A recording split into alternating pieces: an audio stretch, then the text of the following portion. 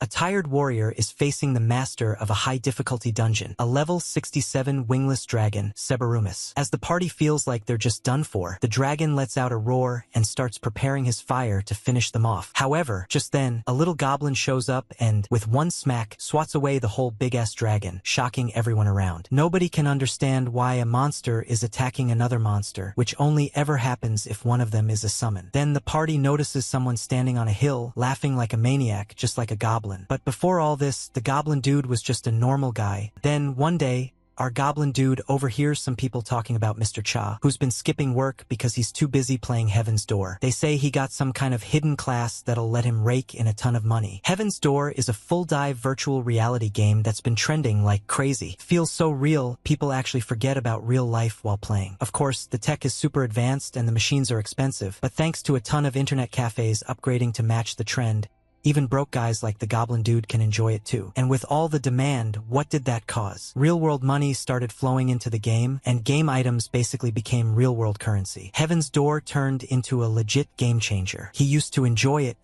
back when he'd mess around pretending to pull off ultimate moves and take down monsters with skills like Skill Strike Rock, which got him a bunch of ore. But over time, he started thinking about how dumb it all felt. After all the grinding, he still had to grind even more. He notices something in his hand and blurts out in shock. It's an advanced healing crystal. He realizes that if he exchanges it, it's worth at least 300,000 won. Now it finally makes sense to him. This is why he's been mining. He laughs like a crazed goblin, completely overwhelmed with excitement. Just then, someone approaches and asks what he's holding. Turns out to be a woman, and not just any woman, she's definitely beautiful. But she's not alone. There's a group with her. She tells him that since he's been mining here every day, his mining skill must be pretty high by now. He casually responds that yeah, kind of, and asks what's going on. She explains that her party is currently running through the dungeon, but a huge rock is blocking the path. So she was hoping that someone with his skill set could help them out. He tells her that he is skilled, sure, but his level is still too low to enter the dungeon safely. However, another member of the woman's party, this time a dwarf, chimes in and says they'll handle the monsters as long as the goblin just sticks with them and keeps mining ores. But the goblin starts making weird faces. Something about a dwarf talking about mining just feels odd to him. The dwarf picks up on this and starts calling it out. He says it's probably because the goblin assumes that just because he's a dwarf, he must be good at mining. He adds that people always think dwarves are only good for mining,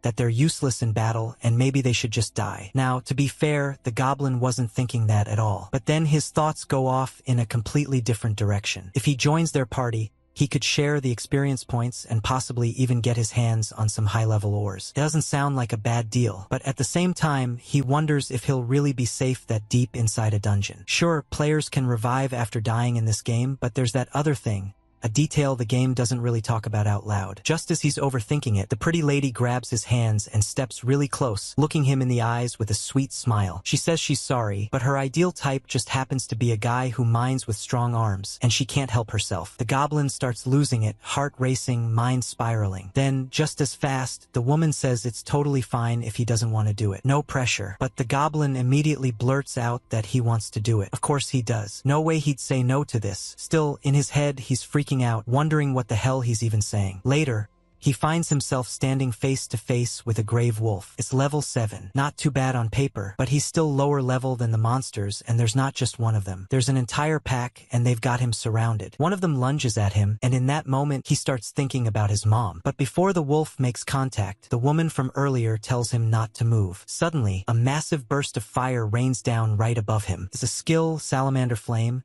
and it wipes out the attacking wolf. The pretty lady rushes over and asks if he's okay or if he's hurt anywhere. She introduces herself as Catherine Lee, a level 39 magician. The goblin tells her he's fine and thanks her for saving him. She just took out the entire grave wolf pack in a single move. She's ridiculously strong. However, the lady then tells him that he really scared her. She asks him not to leave her side. It's too dangerous out here on his own. The goblin guy completely loses it internally. He can't believe she actually wants him to stay by her side forever. He starts wondering if this is finally it, the pink romance route he's always dreamed of. Then, Another guy in the party chimes in while casually dodging wolf attacks. He says there's no need to act so surprised. They're not the kind of people who just mess around in a dungeon like this anyway. And then, without breaking a sweat, he swings his weapon in a huge arc, taking down the remaining wolves with a flashy giant will move. He mentions a suspicious, or saying it's something that can only be broken with a high mining level. That's why they came here, to check what's inside it. Apparently, they had skipped over it before because they had no choice, maybe because of time or risk. To the goblin, it suddenly starts sounding like he might have been lured into a trap. These people really don't care about someone like him. But what exactly do they mean by someone like him? Now, he's getting that all too familiar feeling,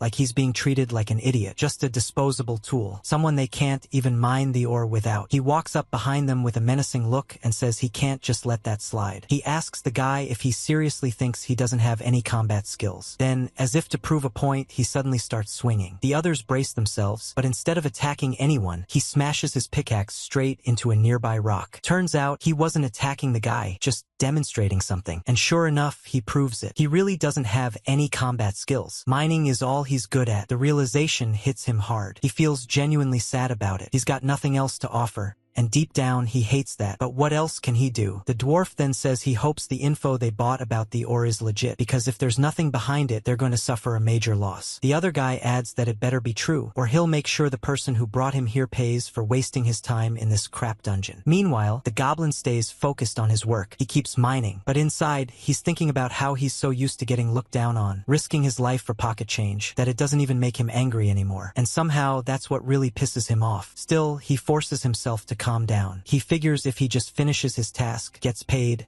and leaves, this would just be another ordinary day. Nothing special, nothing worth remembering. But then, with one hard strike of his pickaxe, the ore and the surrounding rocks start to crack. And what they all see inside is something absolutely insane. It's a huge door, a hidden dungeon. They all freeze for a second. None of them can believe it. A real hidden dungeon, buried inside a low-level area. This kind of thing is basically a jackpot. Special rewards, class change opportunities, rare loot, everything they could ask for. The pretty lady's expression shifts. Her friendly face turns cold and menacing. Then the so-called hero of the group quietly draws his sword. He starts moving toward the goblin, who's still grinning, completely unaware of what's about to happen. He's just standing there, happy and hopeful, thinking maybe this is it. Maybe now he can turn his life around like Mr. Cha. Then suddenly, PK mode activates. He screams in shock as the blade slashes through him from behind. He can't even breathe. His life points drop, minus 480. It's insane. A hidden dungeon like this, showing up in a low-level area, and all they needed was some nobody with a mining skill to access it. To the pretty lady, it's all too ridiculous. She even mutters that she hopes the guy won't hold a grudge. After all, they did all the fighting. He was just tagging along. Now, hearing that, everything clicks for the goblin. So they were the ones who attacked him. They were in on it from the beginning. Cowards. They knew about the hidden dungeon all along. The warrior walks over, grabs him by the hair, and confirms it. Of course they knew. He calls the goblin a moron for not figuring it out sooner. Says they wouldn't waste their time here for fun. But since the goblin helped a little, he offers to make it quick. A final act of mercy for the poor guy who did all the hard work. Then darkness. Sometime later, the goblin comes back to his senses. He's still inside the dungeon. For a second, he wonders if they didn't actually kill him. Maybe they had a sliver of decency, but then a system notification appears. It says he's holding an advanced healing crystal, an item that automatically revives the player with 100% HP when their health hits 0. That crystal, the one worth 300,001, that's what saved him. Now he knows he did die, and the only reason he's alive is because of that one precious item. The realization hits hard. His money's gone, completely wasted, and for what? Rage boils inside him. Those bastards took everything. But then he looks up and sees it. The hidden dungeon door is wide open, which means they haven't cleared it yet, which means he still has a chance. No way he's walking away after losing something so valuable. He clenches his fists. No more tagging along. No more playing the weakling. Now he's gonna crash their party and flip his entire life upside down. He hates those jerks. Those smug bastards who looked down on him like he was nothing. Now, all he wants is to become their worst nightmare. Fueled by anger, Kim Chul-soo rushes toward the hidden dungeon entrance, yelling at them to just wait right there. He jumps in, determined to flip the script. But as soon as he lands, he realizes, too late, that there are stairs. A lot of stairs. He tumbles straight down, losing 80 HP in the process. Not the entrance he imagined, but still, he actually made it in. He gets up, bruised but focused. His name is Kim Chul-soo, and he tells himself again this must be the hidden dungeon. Then up ahead he sees it. The hidden dungeon, Goblin Shrine, is massive. Right in the center sits a goblin on a throne, looking strangely smug for a dungeon decoration. Kim stares at it, wondering what's with the royal attitude. He starts piecing things together. A shrine dedicated to goblins? Could that mean this dungeon is just filled with goblins? That seems too easy. A hidden dungeon is supposed to be something intense, risky, rewarding. This just feels underwhelming. He keeps walking, noticing how eerily quiet everything is. Something doesn't feel right, and then he spots a hand below him. First, he doesn't get it, but as he steps closer, he realizes what it is. It's the dwarf from earlier. Barely conscious, the dwarf weakly asks if Kim can revive him using a skill, but Kim tells him he doesn't have any revive skills. Then it hits him. Maybe the dwarf is just holding off on pressing the revive button. Maybe he's still hoping to finish this hidden dungeon first. Kim can't help but think how greedy the guy is, even while half dead. And that's when a warning suddenly appears in front of Kim. Warning: this is a high difficulty dungeon far beyond your current level. It is advised that you exit immediately. That freezes him in place. Before he can even react, a loud scream rings out, not from him but from behind. The voice is familiar. It's them, the same people who stabbed him in the back and left him to die. He sees the lady and the hero, both looking completely disoriented and terrified. Kim thinks again about the name Goblin Shrine. Isn't this supposed to be about goblins? But then he sees it. A towering creature, Geiger, level 80. Kim stares, stunned. What the hell even is that thing? He's completely frozen. There's no chance he can do anything against a monster like that. Even the so-called hero who killed him earlier is powerless now. Kim watches, horrified, as Geiger grabs the hero and devours him. It's brutal. Then the creature turns its eyes toward the woman. She screams, begging for someone, anyone, to help. But Kim just stands there. He doesn't move. He doesn't speak. He's too low level, way too underpowered. He can't believe what he's seeing. The worst case scenario is happening, and he's right in the middle of it. Just then, a new option appears before Kim. Would you like to change your class to Goblin Summoner? He blinks at the screen, confused. Goblin Summoner? Is this some kind of twisted joke? Out of all the possible hidden classes, he immediately rejects it. No way he's going to accept something like that. But as soon as he does, another notification pops up. Class change completed. You are now a Goblin Summoner. Kim shouts in frustration. He swears he clicked no, but apparently the system had other ideas. Before he can argue more with the game, the monster from earlier, the level 80 Geiger, slowly creeps up behind him. Kim glances back and realizes it's already too late. There's no point in running anymore. No going back. With a deep breath, he accepts it. If he's a Goblin Summoner now, then he might as well use it. He raises his hand and calls out for a goblin to come forth. The ground starts rumbling, and then something starts crawling out. But instead of a simple, ragged spawn animation, the summoning is ridiculously flashy. Glowing effects, magical circles, thunder rumbling in the background. It looks like he's summoning a freaking dragon. Kim just stares and wonders what the hell is going on. Why is a goblin emerging with effects worthy of an S-tier legendary summon? It's just a goblin, for God's sake. But the goblin doesn't care what Kim thinks. It's cackling like a proper maniac, radiating some strange aura as if farming attention, spinning in place like a boss character entrance. Kim notices it still looks like a weak, scrawny goblin, nothing special. But whatever. Desperate to buy himself time, he decides to throw this thing in as bait. He points forward and orders it to attack the monster. Just get in there and do something.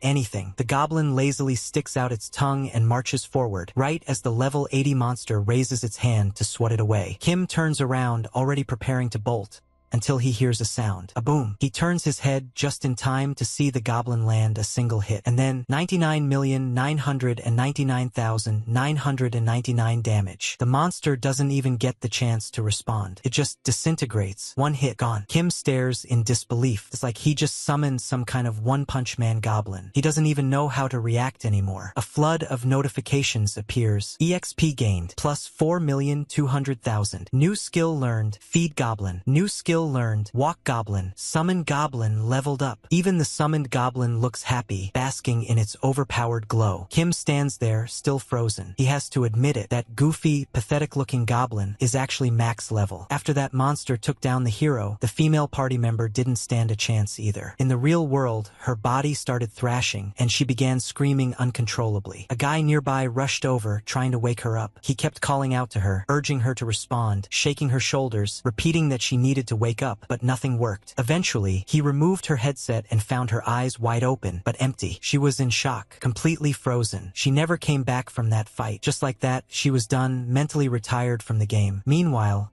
back in the virtual world, Kim's summoned goblin was going absolutely berserk, smacking every monster in sight, tearing through villains like they were made of paper. Kim's level started skyrocketing at an insane pace. It got to the point where Kim had to actually ask his own summon to slow down a bit. He couldn't keep up with the notifications, stats, or even his own progression anymore. Still, he couldn't complain. He was thrilled, already level 31. Apparently, the moment he killed the Geiger boss, the hidden dungeon had technically been cleared. But here's the catch. The rest of his party, the ones who actually defended him, were now dead. And since he was the only survivor, there was no way out of the dungeon other than dying. Or at least, that's how it usually worked. But Kim had done the impossible. He cleared the mind dungeon solo. What was funny, though, was that the actual mind guy, the one who fought through the dungeon legit, didn't even gain a single level. Kim, on the other hand, just rode the Goblin Express all the way to level 31. Out of curiosity, he tried checking the goblin's information, but nothing came up. No stats, no skills, not even a basic description. He stood there, puzzled. How could a low-tier mob like a goblin have this kind of power? Was it a glitch? Some kind of hidden feature? A dev oversight? He didn't know. But honestly, he didn't care either. Bug or not,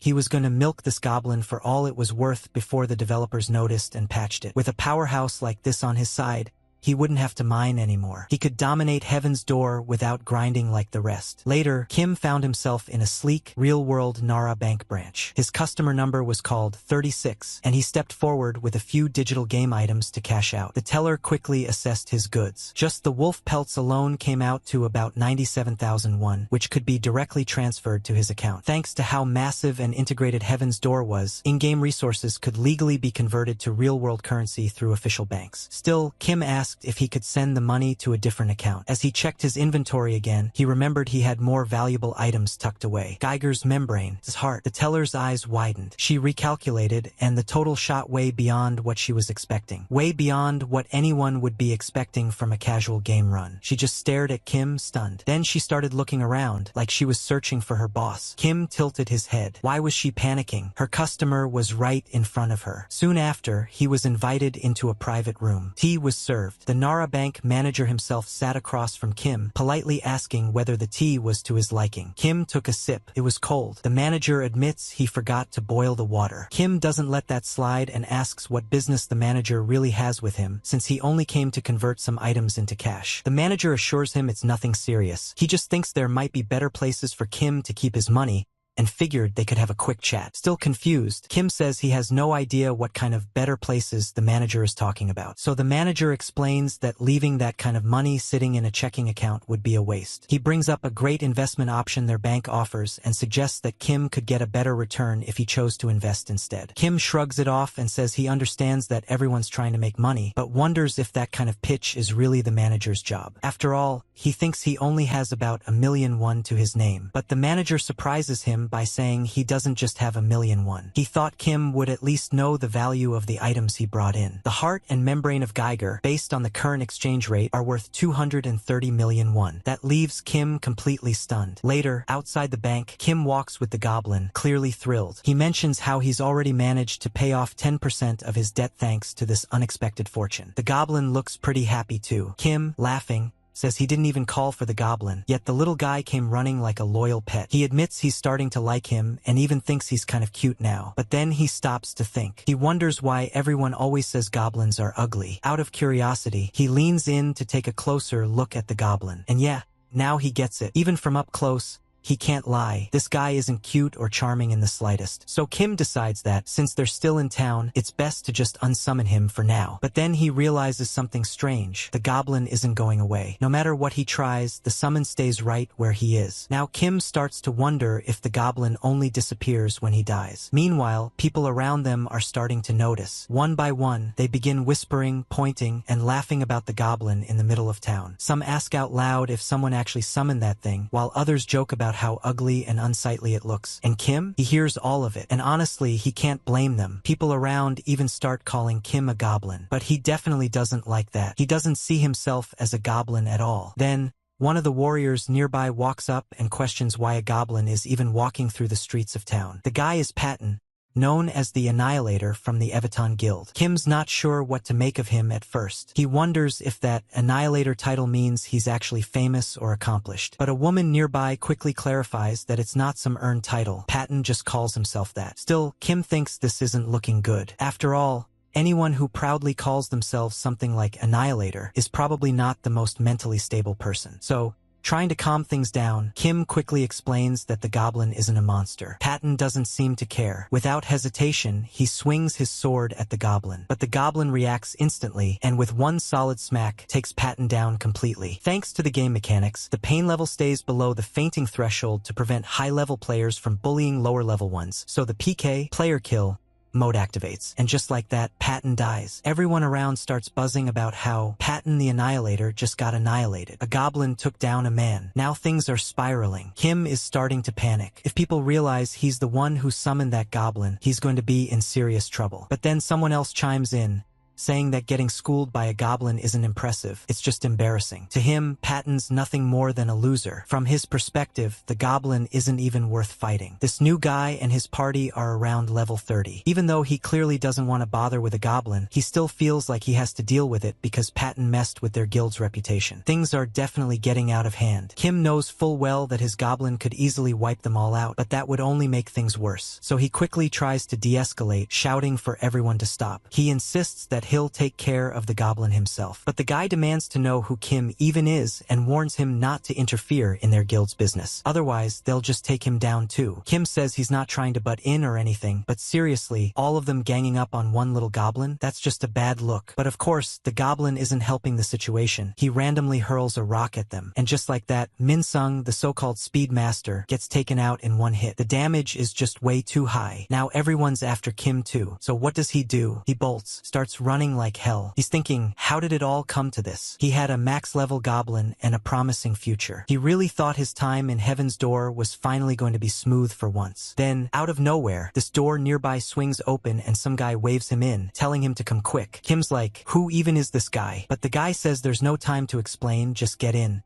So Kim goes in. Turns out that was a mistake too. The guy who brought him in, that's Sangreal, the sneaky warrior at level 26. And now he casually says he only pulled Kim in to be part of his own funeral. Kim's like, man, I've got enough going on just running for my life. I don't need your drama too. Then boom, notification pops up. The Goblin Lord is impressed by your sneakiness in making your enemies let their guard down before attacking. Plus 1 goblin point. Kim's just standing there like, huh? Sneaky? I wasn't even trying to be sneaky. First, the goblin calls him weak and vulgar, and now he's calling him sneaky too? He hasn't even done anything wrong. Those guys were the ones who pulled him into their team, betrayed him, and attacked him out of nowhere. So he turns to the goblin and says, you better listen up. I'm sick of being pushed around just because I'm weak. From now on, they're going after the Evaton Guild. No more playing nice. And honestly, watching the two of them laugh like maniacs, it's kinda hard to tell who's the goblin and who's the human anymore. They're that similar, even if Kim doesn't want to admit it. Meanwhile, the others are still out on the rooftops, trying to hunt Kim down. One of the women in the group asks if the hero up ahead really needs to tag along just to deal with someone like Kim, because that hero is none other than Enyuk of the Darkness. But she thinks she could handle this just fine on her own. Enyuk tells them not to let their guard down. He points out that even though Patton the Enlightener might have been the weakest of the group, the fact that he was taken out in just one strike doesn't sit right with him. Something's definitely off about that goblin. Right then, a few screams echo in the distance. The group heads toward the sound and finds Sangreal the Cunning already down. That's when Enyuk suddenly senses the goblin right behind him. He reacts instantly and slashes backward, but the goblin takes 0 damage. Enyuk's frozen. That shouldn't be possible. It finally clicks. His eyes weren't playing tricks on him earlier. This situation is real and it's bad. He can feel it in his gut. He's about to die. He tries to block the incoming strike from the goblin, but something beats him to it. Jinyu, the Deathbringer, steps in and parries the attack. She gives him a look and asks why he's just standing around like that. She wonders if he's seriously about to let a goblin take him out. Enyuk tells her this goblin isn't normal. He's completely baffled. How can a low-ranking monster deal millions in damage? He's convinced someone's pulling some kind of trick on them. He doesn't know who, But he's done messing around. So he activates his assassin skill, Extreme Evil. He's clearly annoyed that it's come to this, but now his speed's down 90% and every single one of his attacks will land as critical hits. Jinyu looks at him and asks why he's going that far. It's just one goblin. What's he doing pulling out a move like that? Enyuk reassures her that it's fine. It might as well be a passive skill to him, but she's still confused. What kind of passive eats up half his mana? Then he switches to reverse grip stance, letting him hold his blades in reverse. It boosts his attack damage, though it cuts his crit rate in half. Still, he's confident. He figures he can finish off the goblin in one clean hit, then go after the other one. Jinyu shrugs and says alright, but she wants it over with before anyone sees them. This whole thing would be super embarrassing if word got out. She activates her archer skill, Gale Arrows, which clears all movement speed debuffs in the area and makes every attack a critical hit. Now fully buffed, Enyuk rushes forward, telling the goblin that playtime's over. But the goblin doesn't even bother to look at him, and once again, 0 damage. Enyuk just stands there, completely stunned. He can't wrap his head around what's happening. And then the goblin finally turns toward him, laughing like some crazed villain, clearly already done with whatever he planned. Despite the goblin taking 0 damage, Enyuk ends up getting slammed with a mind-blowing 99,999,999 damage. Jinyu's eyes go wide. She hears Enyuk scream, and before she can process it, a new figure walks out from the smoke. This guy, clearly unfazed, throws a cocky line about how people should talk about one-hit finishes after hitting max level. Jinyu glances behind her, still trying to make sense of what she just witnessed. It's all too much. She starts to wonder if that goblin isn't just some regular monster after all. Meanwhile, Kim and the goblin both start laughing like total maniacs, like actual goblins. And then, at last, Kim casually drops the bomb. Yeah, he summoned him. Jinyu just can't believe what she's seeing. How could a goblin be this powerful? Enyuk of the Darkness was supposed to be one of the strongest members of the Evaton Guild. Meanwhile, Kim keeps laughing like he's having the time of his life. He tells her it's none of their concern anymore. What matters is that the goblin's seriously pissed off. Jinyu tries to make sense of it all and asks what Kim is even after and what exactly they're supposed to do now. Kim replies without hesitation, they'll have to destroy the Evaton Guild. Then he starts laughing even harder, joking that it's basically her fault for being so irresistible. That completely sets Jinyu off. She starts shouting at him, calling him insane, a total lunatic. Kim pauses for a second, thinking maybe she misunderstood what he meant. He wasn't talking about anything weird. He just meant those guild guys were the ones who ganged up on him first. He and the goblin are just pushing back now, and yeah, maybe their nerves are a bit frayed. But Jinyu seems even more horrified by that explanation, and now even Kim is starting to think this whole situation could easily be misread. He turns to the goblin and tells him to calm her down. Unfortunately, by then, a crowd has already gathered. People have heard bits and pieces of the chaos and start realizing that these are the same guys from earlier. The whole scene is becoming a mess. Kim, getting overwhelmed, tells the goblin that they should just wrap it up and make a run for it. But the goblin is already way ahead of him. He's towering over June. People start panicking, screaming that the goblin has wiped out the Evaton Guild and might be about to do something terrible to the surviving women. Now they're terrified they'll be next. Kim realizes the situation has spiraled way out of control. He never meant for it to turn into this. He just wanted revenge on the Evaton Guild, and now he's stuck in this nightmare. He shouts at the goblin to stop and let the woman go. The crowd hears him yelling, and they start paying even closer attention. They notice that Kim is just a beginner, dressed in starter gear, standing up to a monster that not even the Evaton Guild could stop. And surprisingly, the goblin actually listens. He stops and lets the woman go. Kim, on the verge of tears, yells again that it's over. It's all done. But everyone else seems to take it differently. They think he's calling the end for the goblin. Everyone starts finding the whole thing kind of impressive. They may not know who this guy is, but they're all cheering for him anyway, wishing him good luck and telling him to crush that goblin. The energy shifts completely. People are rooting for Kim like he's a real hero. Kim, meanwhile, is totally thrown off. He doesn't get why they're cheering. Shouldn't they be calling him out or something? But then it hits him. They have no idea the goblin was summoned by him. So yeah, makes sense now. Earlier, he was freaking out, but now he starts going along with the act. He steps forward dramatically and tells everyone he'll handle the goblin. Says he doesn't want anyone from the Evaton Guild getting hurt. He positions himself in front of June, playing the hero card hard, and tells the goblin to let her go. He's out here risking his life for a woman. Classic hero move. And that thought actually makes him laugh again. For once, he's getting to be the hero he always daydreamed about. But there's still one loose end. So Kim quietly turns to June and brings up the obvious. obvious. She probably doesn't want to end up like the rest of her guildmates. Then he makes her a deal. If she stays quiet about him and the goblin, he'll make sure nothing happens to her. June agrees immediately, promising not to say a word. With that settled, Kim fully leans into the performance. He raises his voice and starts yelling at the goblin, accusing it of invading the village like a lowly monster. He says it brought suffering to innocent people and declares that he's going to walk the goblin using his special skill. A glowing chain wraps around the goblin as Kim activates his skill, and then he starts running, dragging the creature behind him. He even jumps off a roof with full dramatic flair, causing the goblin to crash face first onto the pavement. Everyone watching is stunned. They recognize the skill Chains of Light, a rare ability used to restrain monsters. And to think someone in a beginner town could pull off something like that, it's unreal. The goblin is totally helpless, just being dragged along. Kim, of course, knows exactly what's going on. This is just that walk skill he got, which boosts the goblin's mood if he takes it for a walk. The goblin's actually kind of chill now, even with the rough treatment. Kim keeps the act up, telling the crowd to stay back because it's super dangerous and he's barely managing to hold the goblin down. Then he adds that now he gets why the Evaton Guild couldn't handle it. The goblin's estimated level is probably over 50. That last part shocks everyone. They all stare at him, completely blown away. Now everyone starts putting the pieces together. It wasn't that the Evaton Guild was weak, far from it. It's just that nobody in this beginner town would have stood a chance against that goblin. Realization hits hard, and the crowd starts seeing Kim in a whole new light. Kim, of course, keeps acting like the whole thing was barely under control. He even plays it up a bit, saying maybe he can't fully defeat it, but he can at least drive it away using his skills. Then he activates goblin feeding, pulls out some goblin chow, and hurls it toward the monster with flair, like it's some epic final move. The goblin doesn't hesitate. It bolts straight for the food. Kim seizes the moment and yells that it's the perfect time to close the town gates. As the goblin dashes out toward the bait, the gates slam shut behind it. Finally, it looks like the crisis is over. Kim lets out a deep sigh of relief and casually checks if everyone's okay. But instead of answering, the whole crowd erupts in cheers. They shout that he actually did it.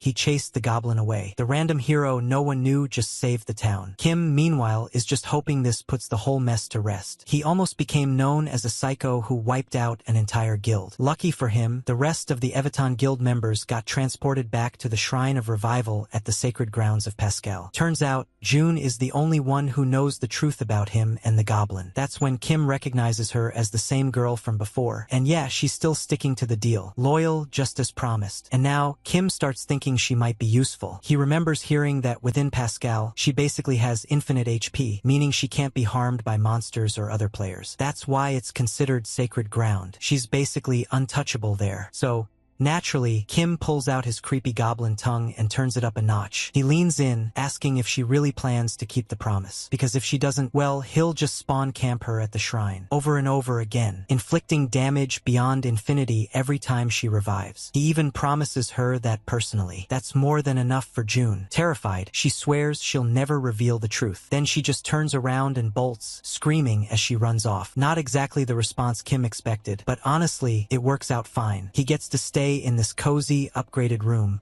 all thanks to doing something heroic. Kinda proud of himself now. He starts reflecting a bit, thinking about how, back then, he had no power. But if he had, he probably would have saved her too. Mostly because, well, she was really hot. Then, just as he's soaking in his moment of pride, a thought hits him. He almost forgot about that goblin point he got from the Goblin Lord. That class he unlocked? Yeah, it was all because he shared a certain kinship with goblins. And now, he just earned another point, this time for being labeled cunning. At this rate, if he keeps racking up goblin points, it won't be long before the goblins start calling him brother. In the skill shop, Kim notices that all the advanced skills are locked. Not much of a surprise. So right now, he figures he only has one choice. His eyes land on a skill called Rally, and he starts wondering what it even does. Curiosity gets the better of him, and he activates the goblin skill without much thought. What happens next? A full-on jump scare. The goblin appears right in front of him. Kim lets out a full-volume scream. He clearly wasn't expecting that. That's when it clicks. This was a summon recall skill. Great, just great. Now this is going to cause trouble. If anyone finds out that this thing is here, they're both screwed. He starts panicking, trying to figure out what to do next. Then a voice breaks through the chaos. Someone asks if he's alright. It's the innkeeper NPC. Kim, still on edge, immediately shouts that everything's fine. He throws in a threat too, tells the innkeeper that if he wants to live, he should just get out of there. The poor guy takes one look at the goblin, screams, and bolts downstairs. Crisis temporarily avoided. maybe. Now Kim turns to the goblin and basically starts begging. He says he gets it, okay? He's sorry about earlier, but seriously, just put that thing down. He keeps pleading, trying to calm the situation. Later that night, as both of them are just lying there trying to get some sleep, Kim starts talking again. He says that, yeah, even though the goblin never did anything, people mocked him and attacked him anyway. And honestly, that hits close to home. Now Kim really feels like this guy is just like him. This world, it's just full of messed up people. The next day, things take a turn. As Kim walks into the open, people recognize him. Someone calls out, saying he's the guy who saved a member of the Evaton Guild yesterday. And Kim? He casually confirms it. Yeah, that was him. He notices how crowded the area is now, and without the goblin nearby, he's feeling a little exposed, a little nervous. Then Ewan approaches. He says there's no reason for Kim to have helped them, especially after they made it pretty clear they were enemies. Still, he thanks him, though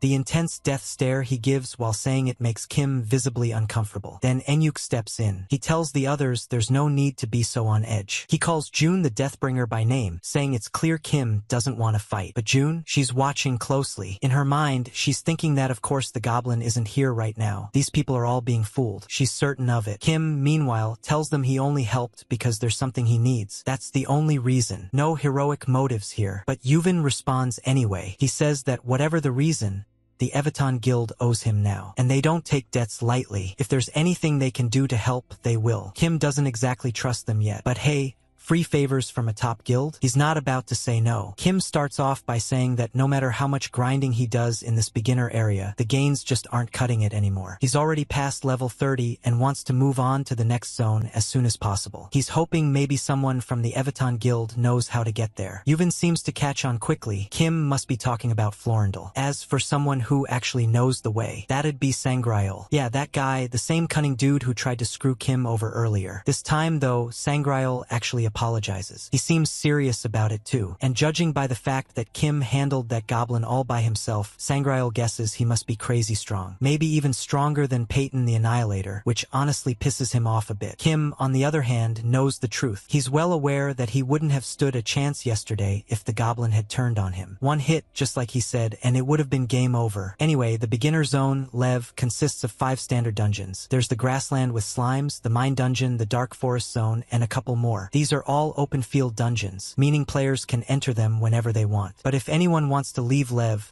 that's a whole different story. To get out, they need to clear a raid dungeon. Unlike the open fields, raid dungeons have strict rules. Gates open and close at scheduled times, and there are limits on how often you can try. These raids are basically the final test of the area, the kind of place you're supposed to go only after leveling up properly. Lev's raid dungeon opens just once a month, and now it all makes sense. The reason these guild members were all gathered here, they came to clear the raid, which means yesterday was the day the gate opened. But thanks to that goblin showing up and wrecking everything, their run got completely ruined. Now they're stuck in Lev until the next cycle. This hits Kim hard too. He realizes that he's also locked in this zone for a month. That thought alone horrifies him. Just yesterday, he made over $200,000 from drops off that level 80 monster. With that goblin, he could easily clear even tougher dungeons. He could be making real money right now. But no, now he's stuck in this sleepy little town where there's nothing left to farm and no cash to earn. Definitely not what he signed up for. He yells at the guild, asking if there's any other way out. He says he can't afford to waste his precious time here. Yuvin responds after a beat. He admits, yeah, there is one other way. Everyone around seems just as pissed. They're all fed up with wasting time. The debt's settled, so the group figures it's time to head back. Because honestly, there's no real option left besides just sitting around and wasting time. But just as they're about to leave, June takes one last look at Kim, still standing there with that same intense, unreadable vibe, and immediately bolts. She doesn't even wait around. She's out. Somewhere nearby, the goblin watches all of this unfold. He's perched in the shadows, laughing to himself like he's thoroughly enjoying the chaos. And the moment the group finally disappears, he bursts into even louder laughter, like their confusion and fear is the best entertainment he's had all day. Later that night, everything's quiet until a strange portal suddenly opens in the dark. Then, ding, a system-wide notification pops up. Boss raid has been opened. Everyone sees it, and everyone is stunned. There's just no way. The raid was supposed to be locked for another 30 days. Even Kim gets the notification. Everyone had gathered around the portal, staring at it like it was some kind of miracle. It had actually opened just a day later. That was unheard of. People were murmuring, wondering how many others might already be inside. But then one of the guys nearby casually mentioned that probably no one was. The ones who were prepared had already cleared the raid yesterday and moved on to the next region. So right now, it was just this group left behind. Kim arrived around then too. The moment he saw the portal, it all clicked for him. Of course, they had lied. The whole "wait a month"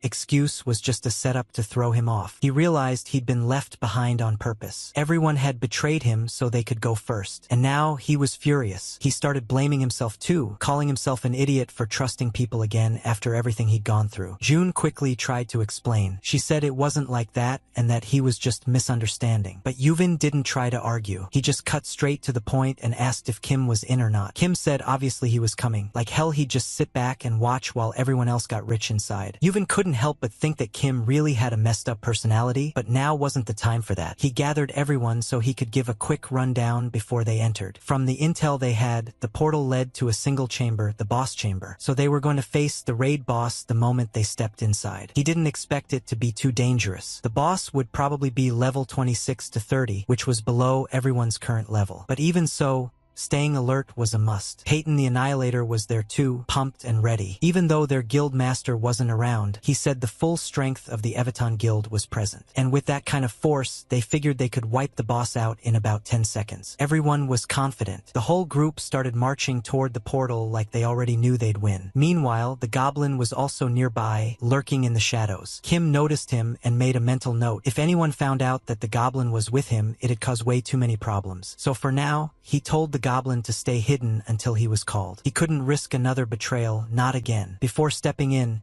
Kim pulled out an advanced healing stone, the kind that automatically revives you with 100 HP if you get knocked out. He had one ready just in case things got messy. Then he paused, briefly wondering if he'd already used this one before, but quickly brushed that thought aside. Didn't matter right now. He stepped into the portal. What greeted him on the other side wasn't what he expected. Standing right in front of him was a steel giant, a level 40 monster. Before he could even react, the entire Evaton guild started screaming and running straight at him. They weren't charging the boss, they were retreating. That's when it hit him. This wasn't the regular raid. This portal was actually a hidden dungeon, the Steel Giant's residence. Yuvin, already annoyed, turns to Sangreal the Cunning and asks what he's skiving off from this time. But Sangreal just shrugs, claiming he doesn't know anything. Meanwhile, Yuvin tells Kim to stop just standing there and to run like everyone else. But Kim doesn't move, because for him, running away from a hidden dungeon is unthinkable. Those are exactly the places that drop the best loot, and everyone knows that. The Evaton guild might be panicking because the monster is level 40, and yeah, getting hit by that thing probably won't just cost them a death, it could have real consequences. But still, it's just a 10-level gap. Kim figures it won't be anything like what happened with Retire. At worst, they'll spit out some blood and pass out. Painful? Sure. Deadly? Hopefully not. And to him, that risk is totally worth it. He figures these Evaton guys don't even understand what kind of rewards hidden dungeons give. If they want to run, fine, he'll take everything for himself. Without hesitation,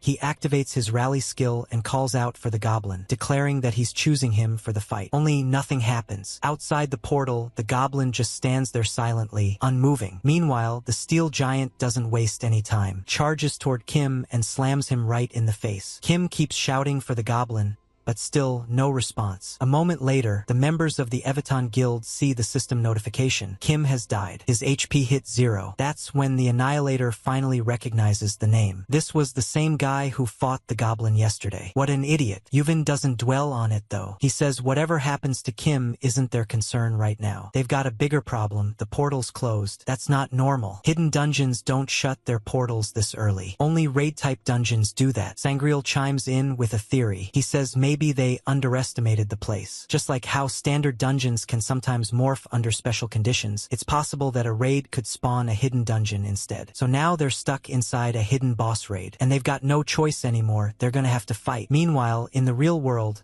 Kim's not doing so great. He's just realized that despite being over level 30, he's still got one shot. Sure, that Iron Giant was level 40, but still not great. Then it hits him. He forgot to use his unused status points. And to make things worse, now that the portal's closed, he can't summon the goblin anymore either. He was so close. The treasure was right there in front of him, and that useless goblin bastard just stood there and let it all go to waste. Now Kim's sitting there stewing, realizing how badly he's about to miss out on all the rewards. Back inside the portal, the Evaton guild is getting ready for the real hunt. And while they're prepping, Kim is still outside, sulking about the loot he's losing, until something clicks. Inside, the guild members are already moving. They're all fighting together, and Sangreal is the one leading the charge. He's calling out instructions, telling everyone how to use their skills properly to get the most out of them. With Jihyun, the Deathbringer's speed buff in play, Sangreal is confident the monster won't even have time to react. They all rush in to attack, but right then the monster lets out this deafening roar that shakes the entire area. Even with that, they know how this goes. Every monster has at least one weak point. That's the whole point of their first combo. The 216 serial slashes, done by 2 fighters, so 32 slashes total. It should cut all over the thing's body. Then, by checking which wound is deepest, they can figure out where to focus. After the barrage, someone asks if anyone spotted it, if anyone could tell which injury hit hardest. But the answer is silence, because none of them managed to deal even a single point of damage. Now they get that the opening combo is mostly just for probing weaknesses, but usually it still does some damage. Even Yuvin agrees. This is not normal. They toss around some possibilities. Either the monster's defense is crazy high, or it's not that at all. Maybe smaller attacks just straight up won't work. To test the theory, Yuvin pulls off a heavy hitter. A big one. Finally, that does something, just a little damage, but at least it connects. That's when they realize the problem. The monster's skill, hatred for the weak. A passive ability that nullifies any attack that does less than 5% of its max HP. That explains everything. Annihilator chimes in. If that's how this thing works, then there's only one person who might be able to break through it. Yunyuk of the Darkness. He's the kind of guy who can land a solid hit even against a level 40. But Sangreal disagrees. Nope, he says. Yunyuk's strong,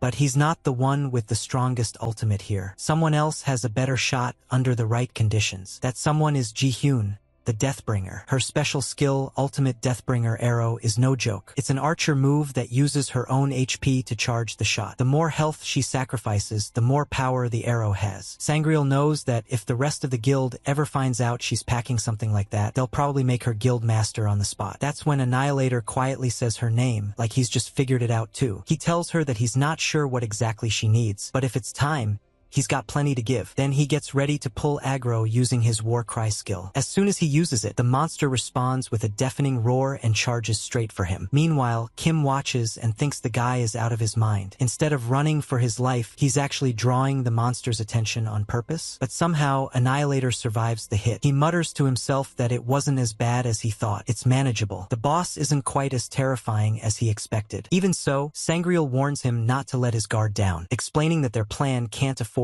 any screw-ups. He reminds them all that the skill in play is pain sharing. It splits the damage taken between 2 people, and whoever has more HP takes the heavier hit. Kim, watching all this unfold, can't help but feel surprised. These guys are all lower level. They don't have hidden classes, but they're still pushing through, staying organized, fighting like they actually know what they're doing. Yunyuk chimes in too, saying that while the warriors hold the monster's attention, the assassin squad will start breaking down its defense using their passive skill, weak point elimination. That skill has a low chance to lower the enemy's defense by 2%, stacking up to 5 times. Kim still doesn't understand how they're this competent. He wonders if this is just what it means to be in a guild. Honestly, at this rate, it looks like they might actually take down the boss. That's when it hits him. If they do defeat it, he gets nothing. No loot, no XP, nothing, because he's still dead. Just then, something strange happens. The monster points at Annihilator, who stares back in confusion. He wonders what the monster is doing. Then the monster roars again, but it's not aimed at him anymore. It's looking somewhere else. Annihilator starts to realize something is off. Then a system notification confirms it. The monster has chosen a new target. Cut to Kim, who's just used his advanced healing stone to resurrect. He says he couldn't stand sitting on the sidelines any longer. He's the highest level player here after all. He jokes to himself that the protagonist always makes a late entrance, but his dramatic return doesn't go the way he hoped. The steel giant immediately locks onto him as the new target. Without any hesitation, the monster uses its wide-range skill, surface pulverization. In an instant, the battlefield is rocked. A huge number of Evaton guild members are wiped out. Everyone turns to Kim, absolutely furious. They're in disbelief. They can't understand why he didn't use that resurrection item sooner. Seeing his whole team get wiped out, Peyton the Annihilator loses it. He's furious, but Sangreal isn't having any of it and tells him to stay focused and not let his emotions get the better of him. Still, Peyton charges in with the warrior skill Giga Slash, clearly ready to blow off steam on the monster. But before he can even do anything, the steel giant turns in an instant and takes him out. Just like that, and because of Sangreal's pain-sharing skill, he gets slammed with a huge chunk of damage too, enough to knock him out completely. Kim watches,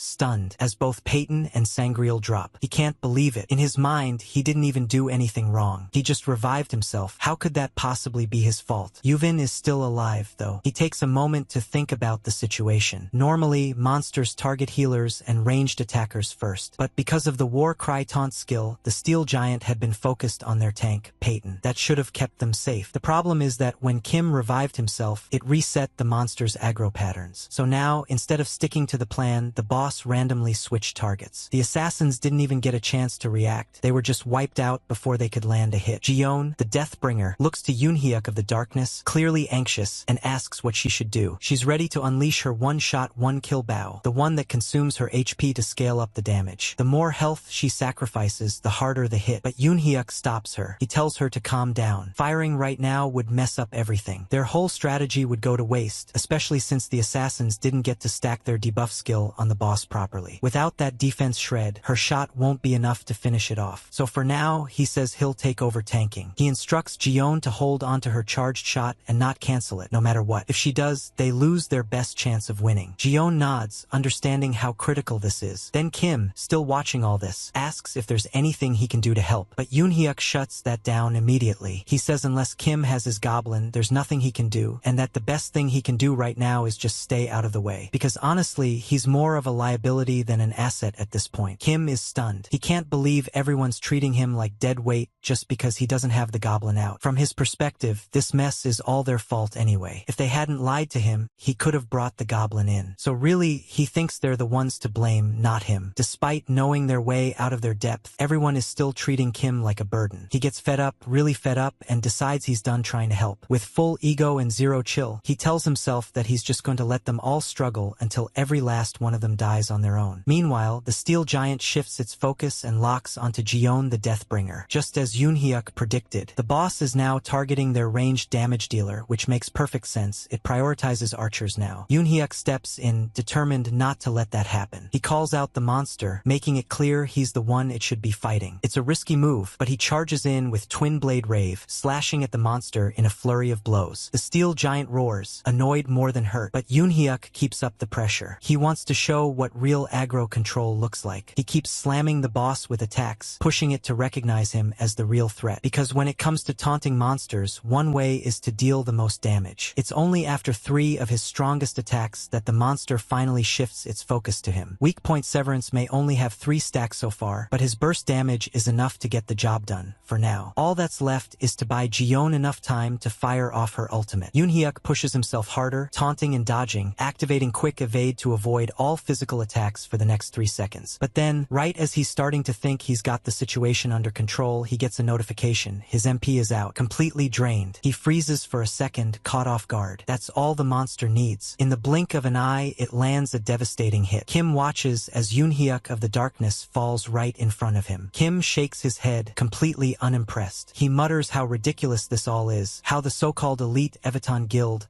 so full of confidence, has now been taken out one by one. Maybe he should have just stayed dead and let them all fail on their own. Honestly, he feels like he wasted his resurrection for nothing. Meanwhile, Jiyeon is absolutely losing it. She's had enough. She looks straight at Kim and asks if he seriously thinks she's the idiot here, standing there charging her bow this whole time while everything went sideways. In her eyes, Kim reviving himself is what ruined everything. If he'd just stayed out of it, they could have taken the monster down, no problem. Kim can't believe what he's hearing. She's really blaming him, but Jiyeon doesn't back down. She says, yeah, exactly that. If she just had 10 more seconds, her arrow could have ended it. No one else needed to die. It was all under control until Kim ruined it. Now Kim's pissed. In his head, he tells himself that if this is how things are going to be, then screw it. He'd rather see every single one of them die than let them get the rewards without him. The monster lets out another thunderous roar, and both Kim and Jiyeon flinch from the sound. Then, the giant locks onto Jiyeon again. She groans in frustration, saying now isn't the time for either of them to be arguing. She admits she's not fully charged yet, but it's now or never if she wants to land her shot. She turns to Kim, clearly annoyed, and demands to know what exactly he's doing just standing there. But instead of answering right away, Kim tells her to wait, he's got a question. He asks if she seriously can't move at all while charging. Jiyeon looks confused, even suspicious. She snaps back, asking why he's even asking that. What is he planning? Then she starts panicking as Kim suddenly swoops her up and carries her on his back. She starts wailing, calling out for her mom like this was the worst case scenario. But Kim doesn't stop. He remembers her saying she just needed 10 more seconds, and that sticks in his head. If he can just move fast enough, keep dodging while she charges up, then maybe they actually have a shot. Jiyeon, through tears, says she can't believe how fast Kim is. It's almost like he's as quick as Yoonhyuk of the darkness. Kim proudly explains that it's because he dumped every single one of his stat points into agility. Not even assassins are this reckless. He admits he's no assassin, but right now, he can match one in terms of speed. Then something pops into his head, he just got a goblin point. He thinks about how the Goblin Lord only gives him these points when he does something totally inhuman. He growls under his breath, wondering if the Goblin Lord is trying to guilt trip him or something, trying to say he's the one in the wrong again. Suddenly, Jiyeon calls out that her arrow is ready. Kim tells her to fire already, but she yells at him to stop rushing. Aiming while getting carried around at lightning speed isn't exactly easy. If she misses, it's game over. Kim brushes that off and mutters that she better hit because he wants everything repaid 100-fold. That catches her off guard,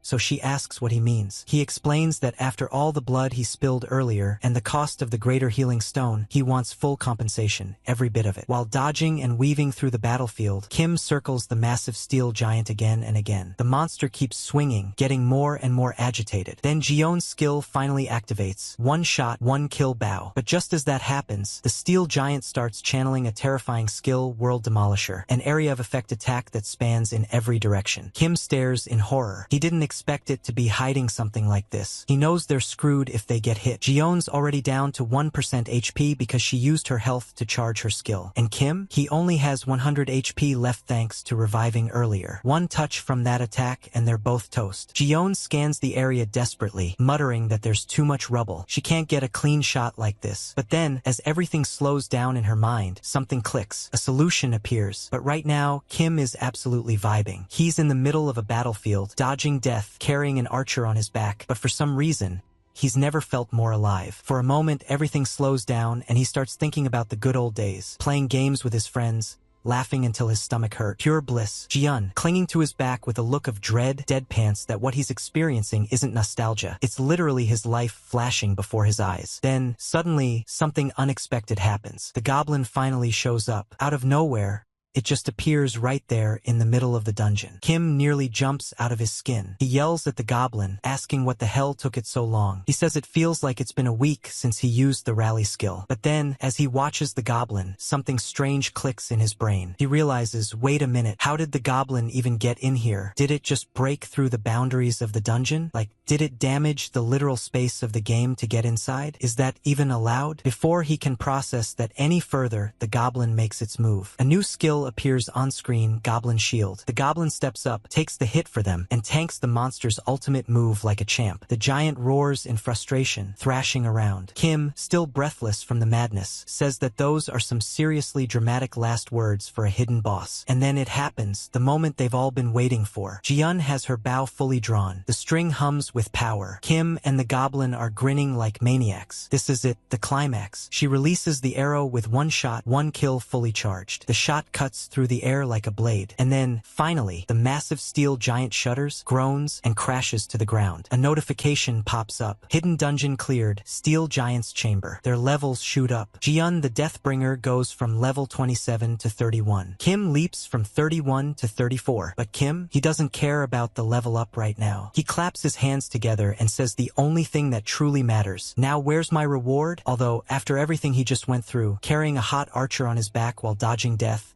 watching a goblin punch through dimensional walls, surviving an AoE nuke. Honestly, you kinda have to wonder, what more reward does this guy even need? All the fallen characters are revived after clearing the raid. The leader checks on everyone, asking if they're alright. The Annihilator replies that he is, although he can still feel some blood around, but hey, at least it's over. If that thing's level had been any higher, they'd have been in serious trouble. Sangreal the Cunning is also there, but some people notice he's not breathing. Others casually say that just smacking him a bit should fix him up. Meanwhile, the leader demands an explanation of what exactly happened. Kim, however, doesn't want anyone coming near him. He warns them off. The leader wonders why Kim's acting like that. Jiyeon tries to explain. She remembers how, after leveling up and seeing the reward, Kim immediately ran for it. But a notification popped up saying he hadn't met the conditions for unlocking the hidden class. Just clearing the hidden dungeon wasn't enough. Apparently, even though they got the Goblin Lord's favor, technically meeting the class advancement requirement, they still had to fulfill certain hidden conditions inside the dungeon itself. Kim gets it, though. It actually makes more sense to unlock the hidden class before defeating the boss. Still, no use thinking about it now. He's more focused on the dropped rewards. But Jiyeon tells him to wait. Sure, the two of them may have landed the final hit, but everyone fought together. She insists they need to consult the group before splitting the loot. Kim isn't having it. He doesn't want to share anything, and he's been like that ever since. The leader watches him and jokes that Kim might actually be a golem or something. But to Kim, the reward is just too valuable. The leader then announces that the raid boss is officially cleared, and since Kim's team helped them out twice already, he doesn't want to argue over some surprise loot. But Sangreal the Cunning isn't done being cunning. He slyly says he warned them not to start this in the first place. He brings it up to Yoonhyuk of the Darkness, the leader,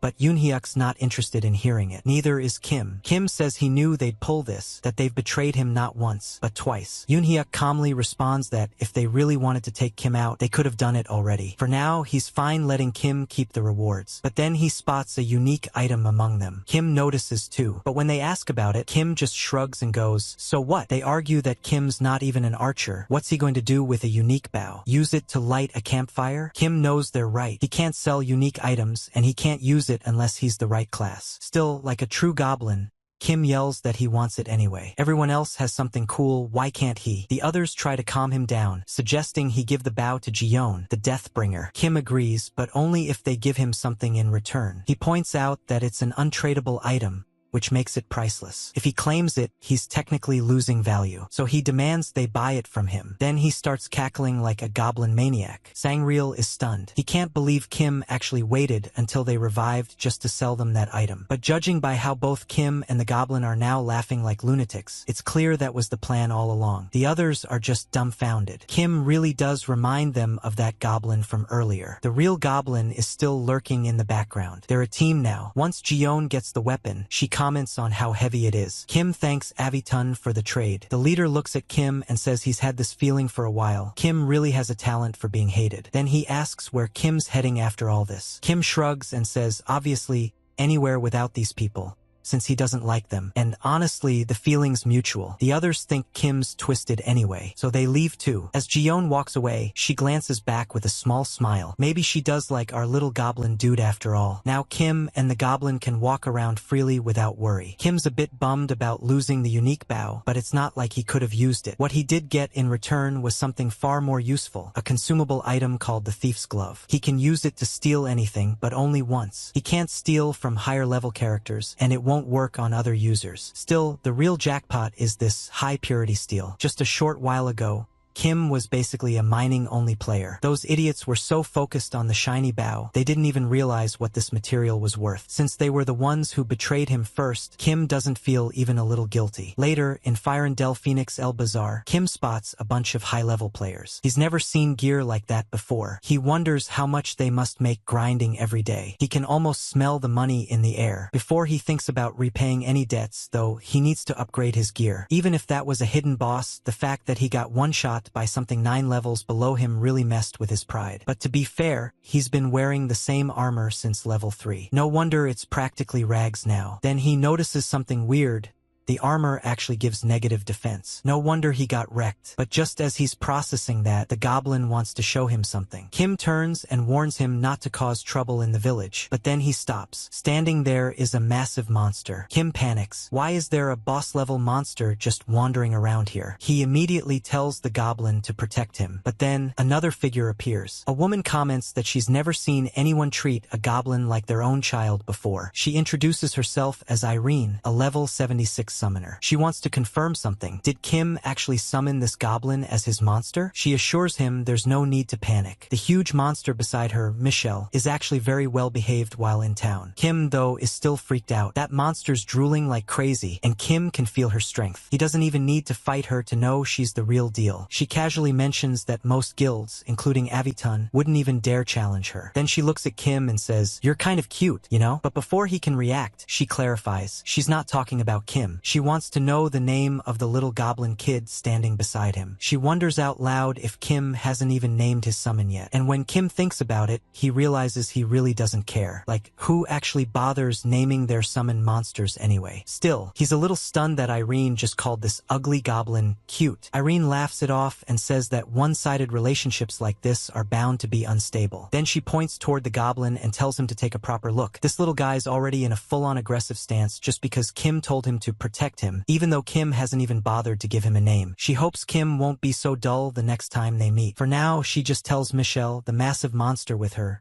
to back off. Kim, of course, brushes off all of Irene's advice, telling her he didn't need it. According to him, he and the goblin have no problems whatsoever. He simply calls out, "Let's go, goblin," and keeps it moving. Later, Kim drops by a merchant to upgrade his gear. The guy, an NPC named Humphrey the Foulmouthed, takes one look at Kim's equipment and straight up roasts it, saying it's literal trash. Claims Kim would have been better off wearing actual garbage. But hey, that's why Kim's here, to buy something better. Humphrey shows him a few pieces, warning they might still be trash for someone like him, but eventually suggests a sturdy steel chest plate. Price tag? 350 gold, which translates to about 40 bucks in real-world cash. Kim knows he needs at least a decent defense stat. Even with a top-tier summon, if he dies, it's game over, so he buys it. Humphrey gives him a rare compliment, says at least Kim has a decent eye for gear, tells him to make good use of it, especially since he used the highest quality steel for idiots like you. Kim has to admit, Humphrey really lives up to the foul-mouthed part of his name. Once Kim puts the armor on, he realizes he can't move at all. Turns out his strength stat is just 4. He dumped everything into agility to fight the steel giant earlier. Now he's stuck. He tries to sell the armor back, but Humphrey lowballs him hard, offers only 30 gold for the same armor he just sold for 350. Says it's trash now. Kim's losing his mind. Is he really getting scammed by an NPC? But then he spots an exclamation mark above Humphrey's head. Humphrey's suddenly freaking out, says he's missing his hammer and starts flailing around looking for it. Kim points out that he's got plenty of other hammers, but apparently that one is special. Without it, he can't forge anything. The hammer was probably lost in the underground waterway dungeon near the village entrance. Humphrey asks Kim to retrieve it. A quest prompt appears. Humphrey's trouble. The reward? Access to processing materials to craft armor. Now it clicks for Kim, so that's why the boss drop materials were so expensive. Processing them could lead to some top-tier gear. So yeah, this quest is worth doing. He accepts. Outside the dungeon,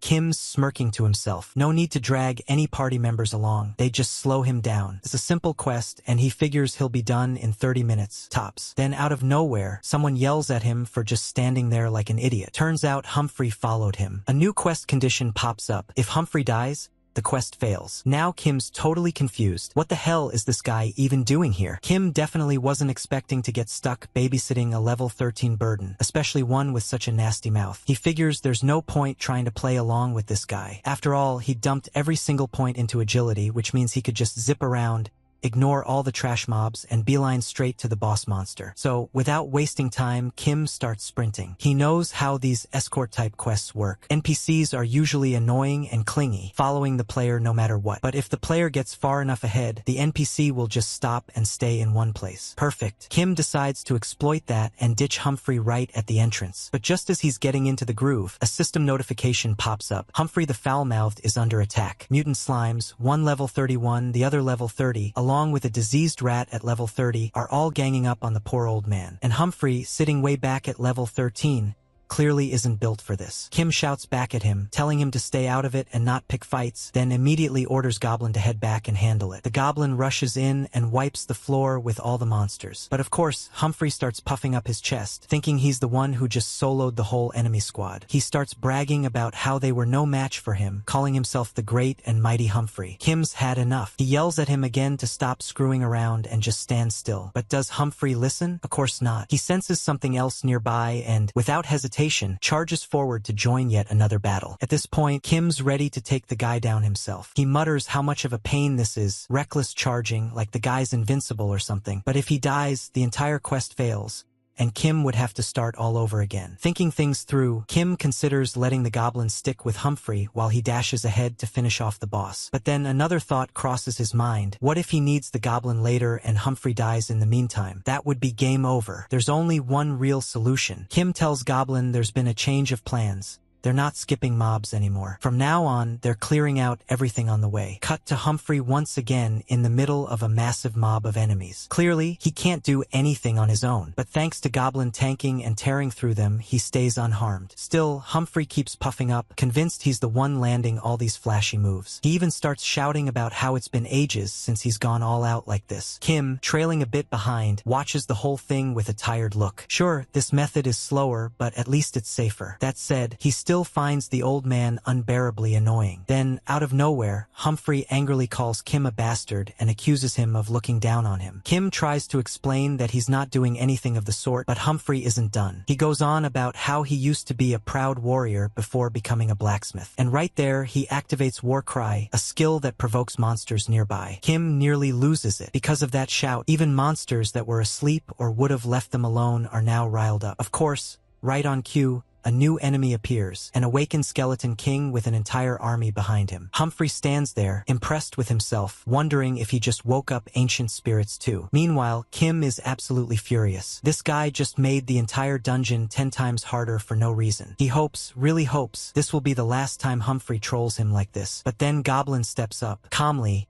he picks up a stone, charges it, and hurls it with deadly precision. It crashes into the skeletons and wipes them out in one go. Kim, barely holding on to his patience, mutters through gritted teeth that if this nonsense happens again, he'll clear the entire dungeon solo without giving a single damn about the quest. 3 hours later, Kim is still trudging along, cursing Humphrey in his mind. The guy hasn't stopped running his mouth or causing problems. Escorting him feels like doing a hidden dungeon challenge all on its own. And the worst part, Humphrey keeps yelling out that he's still the Great Humphrey like it's some grand title. Still, at least there's been progress. Kim has gone from level 34 to 37. Then, out of nowhere, he hears something. Humphrey yells out a warning, telling Kim to move. It's a trap, and then arrows come flying out of hidden launchers. Kim immediately grabs Goblin and dives to the side, checking the surroundings, trying to figure out what just happened. Why did the trap activate? What even triggered it? Then he sees it. Humphrey is on the ground, barely hanging on with a sliver of HP, and clearly the one who set it off. To make matters worse, Humphrey starts shouting at Kim and Goblin, calling them cowards and trash for only caring about saving their own skins. Before Kim can even react, a system notification appears. Humphrey the foul-mouthed has been afflicted with poison. His health is now ticking down slowly and steadily. Kim can't help but make a classic Goblin face, full of irritation, as Humphrey's HP keeps dropping. Then, just as expected, a notification pops up. Humphrey the foul-mouthed has died. Kim storms out of the dungeon, absolutely fuming. He wants to strangle that bastard again, even though the guy's already dead. He starts running, full speed, when suddenly a mysterious figure spots him and says he's finally found him. He's been searching for Kim. Back at Humphrey's place, Kim notices a big crowd gathered and wonders what's going on. Someone in the crowd makes a snide comment about Kim's shabby equipment again. Kim just laughs it off with the Goblin, making a cheeky comment about how that's a weird choice for someone's final words. Strangely enough, Humphrey thanks Kim for retrieving his hammer, which completely confuses him. A notification confirms the quest Humphrey's troubles has been cleared, and now Kim can use crafting materials for equipment. Turns out the hammer had dropped right after they killed that rat at the beginning, and Humphrey mocks Kim for not realizing it sooner. Kim wonders why this guy waited so long to say anything. But of course, for Humphrey, the only thing worth telling Kim is that he's trash. Later, Humphrey starts forging. He explains how the quality of a piece depends on the sweat of the blacksmith, and with high-purity steel in play, something amazing is being made. He proudly shows it off, declaring that when premium materials meet the hands of a master craftsman, something extraordinary is born. Kim, still a bit skeptical,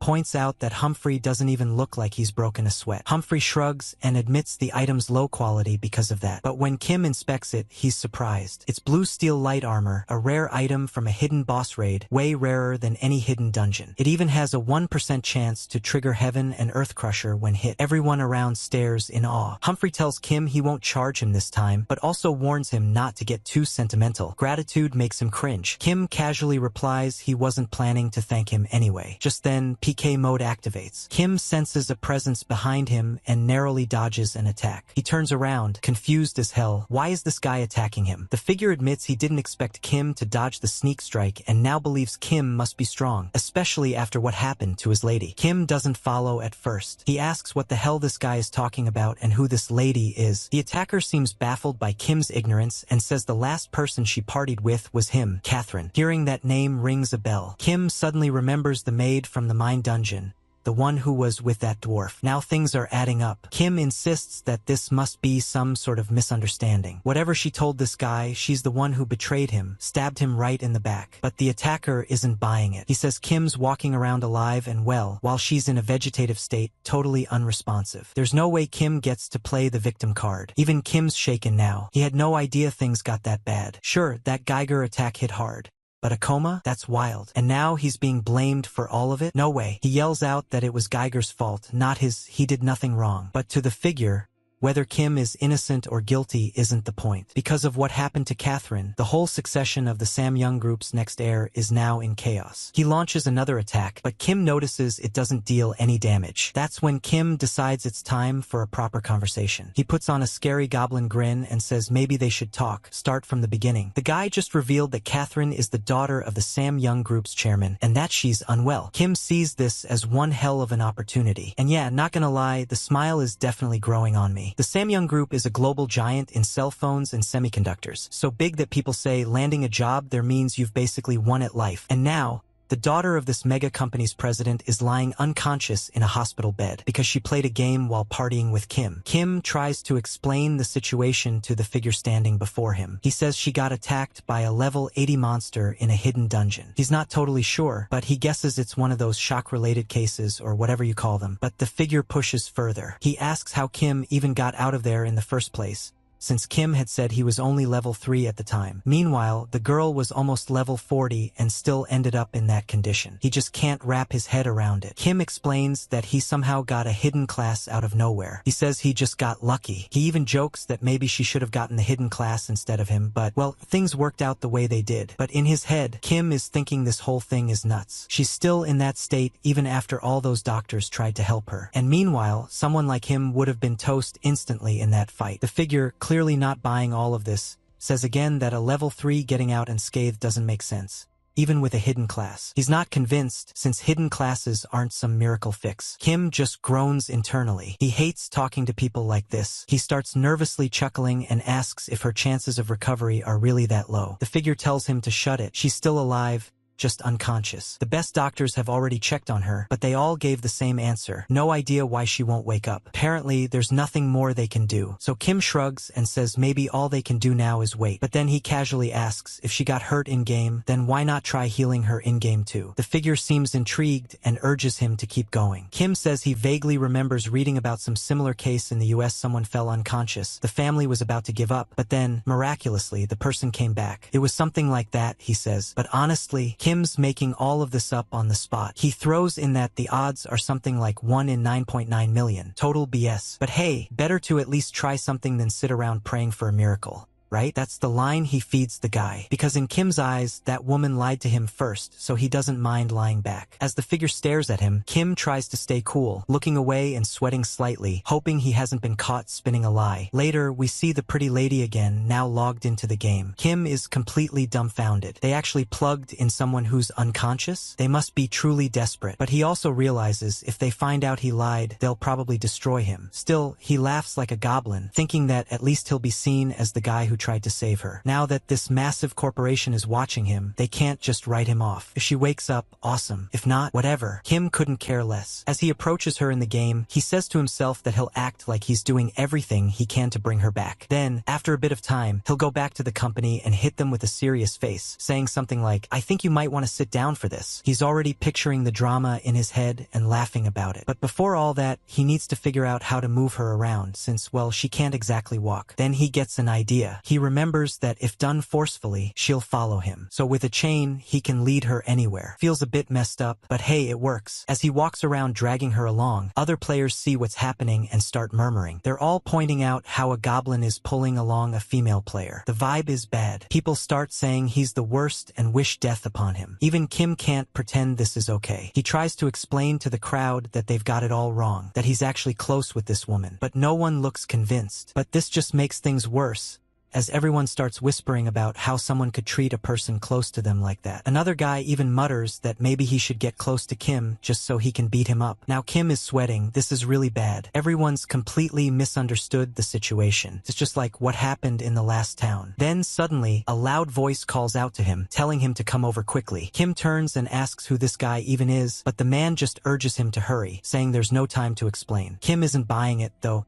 He tells the guy that if he wants to live, he better start explaining things real soon. Because Kim never thought he'd run into this guy again, Sangreal the Conniving. Sangreal quickly corrects him, saying it's actually the cunning, not the conniving. He also notices that Kim has summoned that same goblin. Kim admits he did get out of a mess thanks to it, but that doesn't mean he trusts them. So now he wants Sangreal to spill. What exactly is the Aveton Guild up to? Sangreal tells him not to get the wrong idea. They just happened to be gathered for a raid that one time. The guild doesn't normally travel as a pack. Kim shrugs it off, saying he doesn't care all that much anyway. But he still asks if Sangreal's in charge of info for Aveton. Now that they've crossed paths, he wants something useful, info about the area, because he doesn't know a damn thing about Firandel. Sangreal quickly hushes him and says they'll need to move somewhere else if Kim wants to learn anything about Firandel. He leads him to a quieter spot, but as they go, PK mode activates, and Sangreal takes some hits. Still, he shares what little he knows. The boss raid here doesn't show up every month like in Leviticus. There are special conditions that need to be met. Then Sangreal asks why Kim is so obsessed with dungeons in the first place. He's noticed how Kim always loses his cool when dungeon raids get delayed. Kim tries to brush it off, nervously saying it's about the money. He needs stronger dungeons to make better cash. But in truth, he just can't admit he's been exploiting a bug. If Sangreal finds out, he might report him. Sangreal warns him that even if he's aiming for stronger dungeons, there's a process. Kim only just reached Firandel after all. But as luck would have it,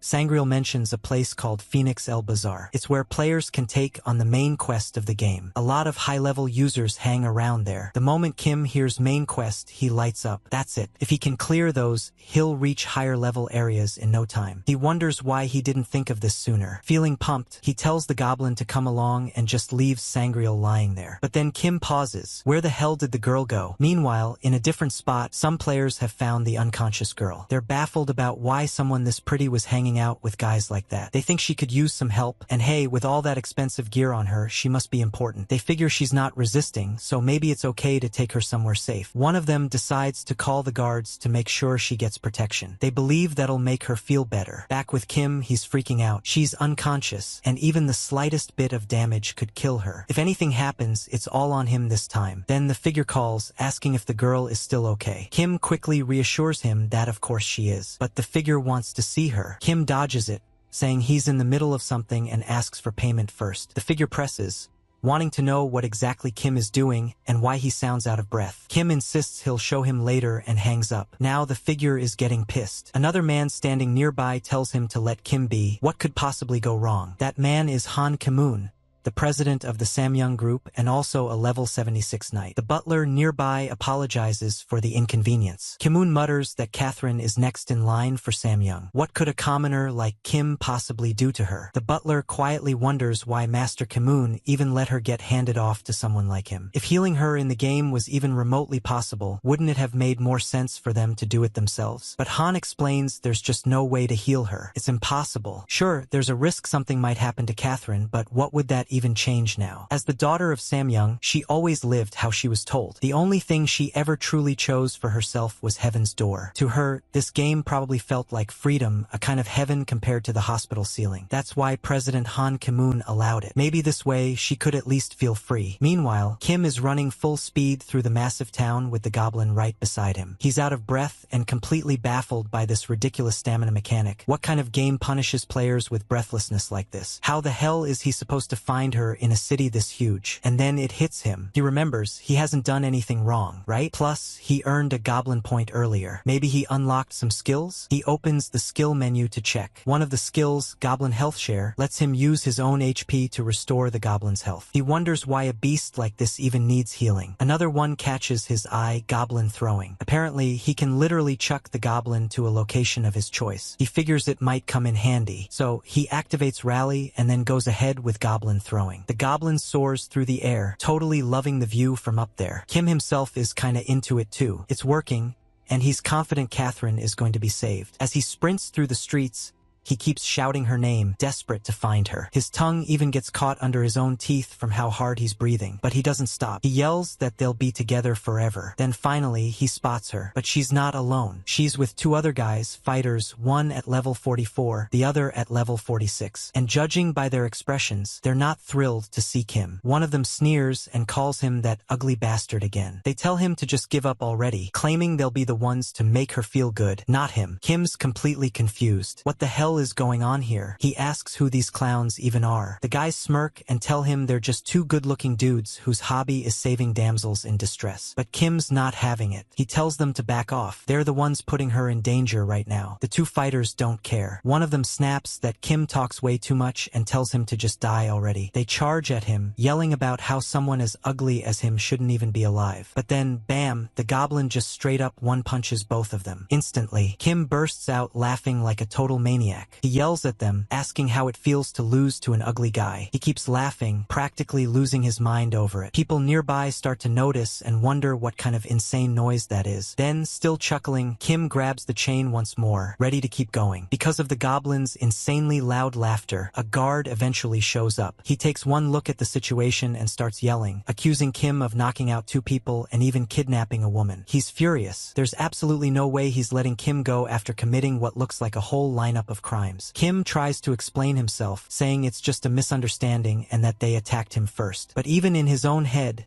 it sounds like a half-baked excuse. There's no way the guard's going to buy it. And if he gets arrested by NPC guards here, he's looking at real prison time in-game. He really doesn't have time for that. Luckily, it's just one guard. Kim figures he can probably take him down fast and move on before anyone else notices. Even the goblin is cackling, clearly up for it. But then, out of nowhere, Sangreal shows up, laughing like it's just another chill day and saying he's been looking for Kim everywhere. Kim immediately calls him a damn liar and demands to know what he's doing here. Sangreal keeps that fake smile on and calmly explains that killing a guard NPC isn't a good idea. It'll trigger a permanent chase mechanic. If Kim doesn't want to be hunted by NPCs non-stop, then he better chill and let Sangreal handle it. He says he'll sort it out. Sangreal then strolls up to the guard, all smooth and polite, thanking him for his service. The guard looks suspicious and asks if this guy is Kim's accomplice and what exactly they're planning. He starts eyeing whatever Sangreal's hiding behind his back. And then a system notification pops up. It's an NPC gift interaction. Basically, give an NPC something they like and you can raise their affinity. So Sangreal tries his luck. He puts a friendly hand on the guard's shoulder and offers a big fat bribe. Just a little thank you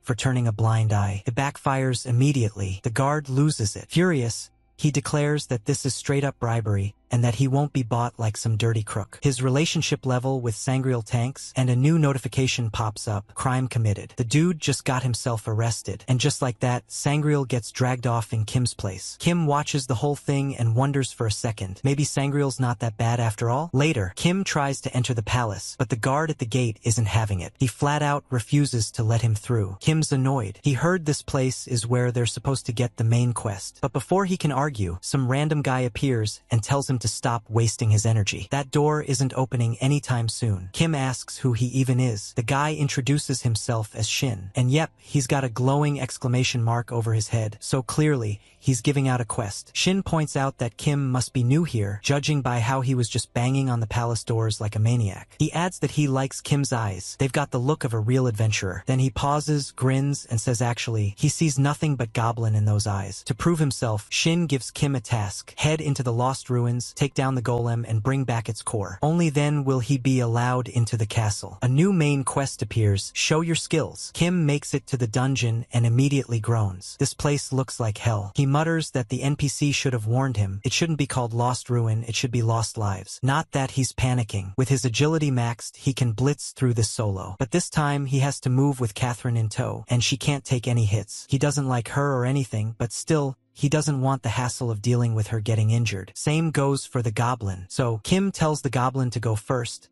and says he'll call him later with Rally. He also reminds the goblin to hold on tight to the leash attached to Catherine. Then Kim takes a deep breath and launches forward, sprinting at top speed through the dungeon. Once he's clear, he uses Rally to call the goblin over. The goblin shows up instantly, impressive. Kim's really starting to love this skill, but there's a flaw. Rally only works on the goblin. So when the leash yanks, it doesn't just pull the goblin, it flings Catherine too. She goes flying, screaming, straight toward the lava pit. Kim panics and tells the goblin to do something fast. The goblin yanks the leash even harder, sending Catherine soaring through the air, and by some miracle, she crash lands right next to Kim. He immediately yells at her to wake up. He's terrified. If she dies here, he's screwed. Big time. He keeps shouting for her to get a grip, and then the scene shifts. A man's voice calls out Catherine's name. He's angry, scolding her for coming home late after hanging out with friends. He yells about how he's told her again and again that friends at her age are worthless nobodies, just fleeting distractions that'll all be forgotten someday. He's also fuming about her short skirt and makeup, tells her she's already acting like those low-class degenerates. Catherine quietly apologizes, says she won't do it again, and she repeats it over and over that she'll never do it again. The man keeps yelling, saying he's worried about what people will think of him if they find out he has a daughter like Catherine. He says he's had enough and wants to teach her a lesson. Catherine keeps apologizing, crying, even calling out for her mom. But her mom just watches silently from outside the room as the father continues his outburst. In the end, the father mutters that she's his only flaw. Back in the present, Catherine is still unconscious, and Goblin is chilling with Kim. Goblin just sticks its tongue out and laughs. The Goblin dude translates it and says Goblin suggested that someone like Kim, who probably never had a shot with a girl this pretty, should take the chance and try CPR. Kim is completely thrown off. He can't believe Goblin actually said that, but oddly enough, he's starting to understand the Goblin's weird language now. As he thinks it through, he reminds himself that this is just a game. Even if touch feels real, actually breathing into someone's mouth isn't a real mechanic here. He figures it doesn't hurt to try. There are laws in real life, something like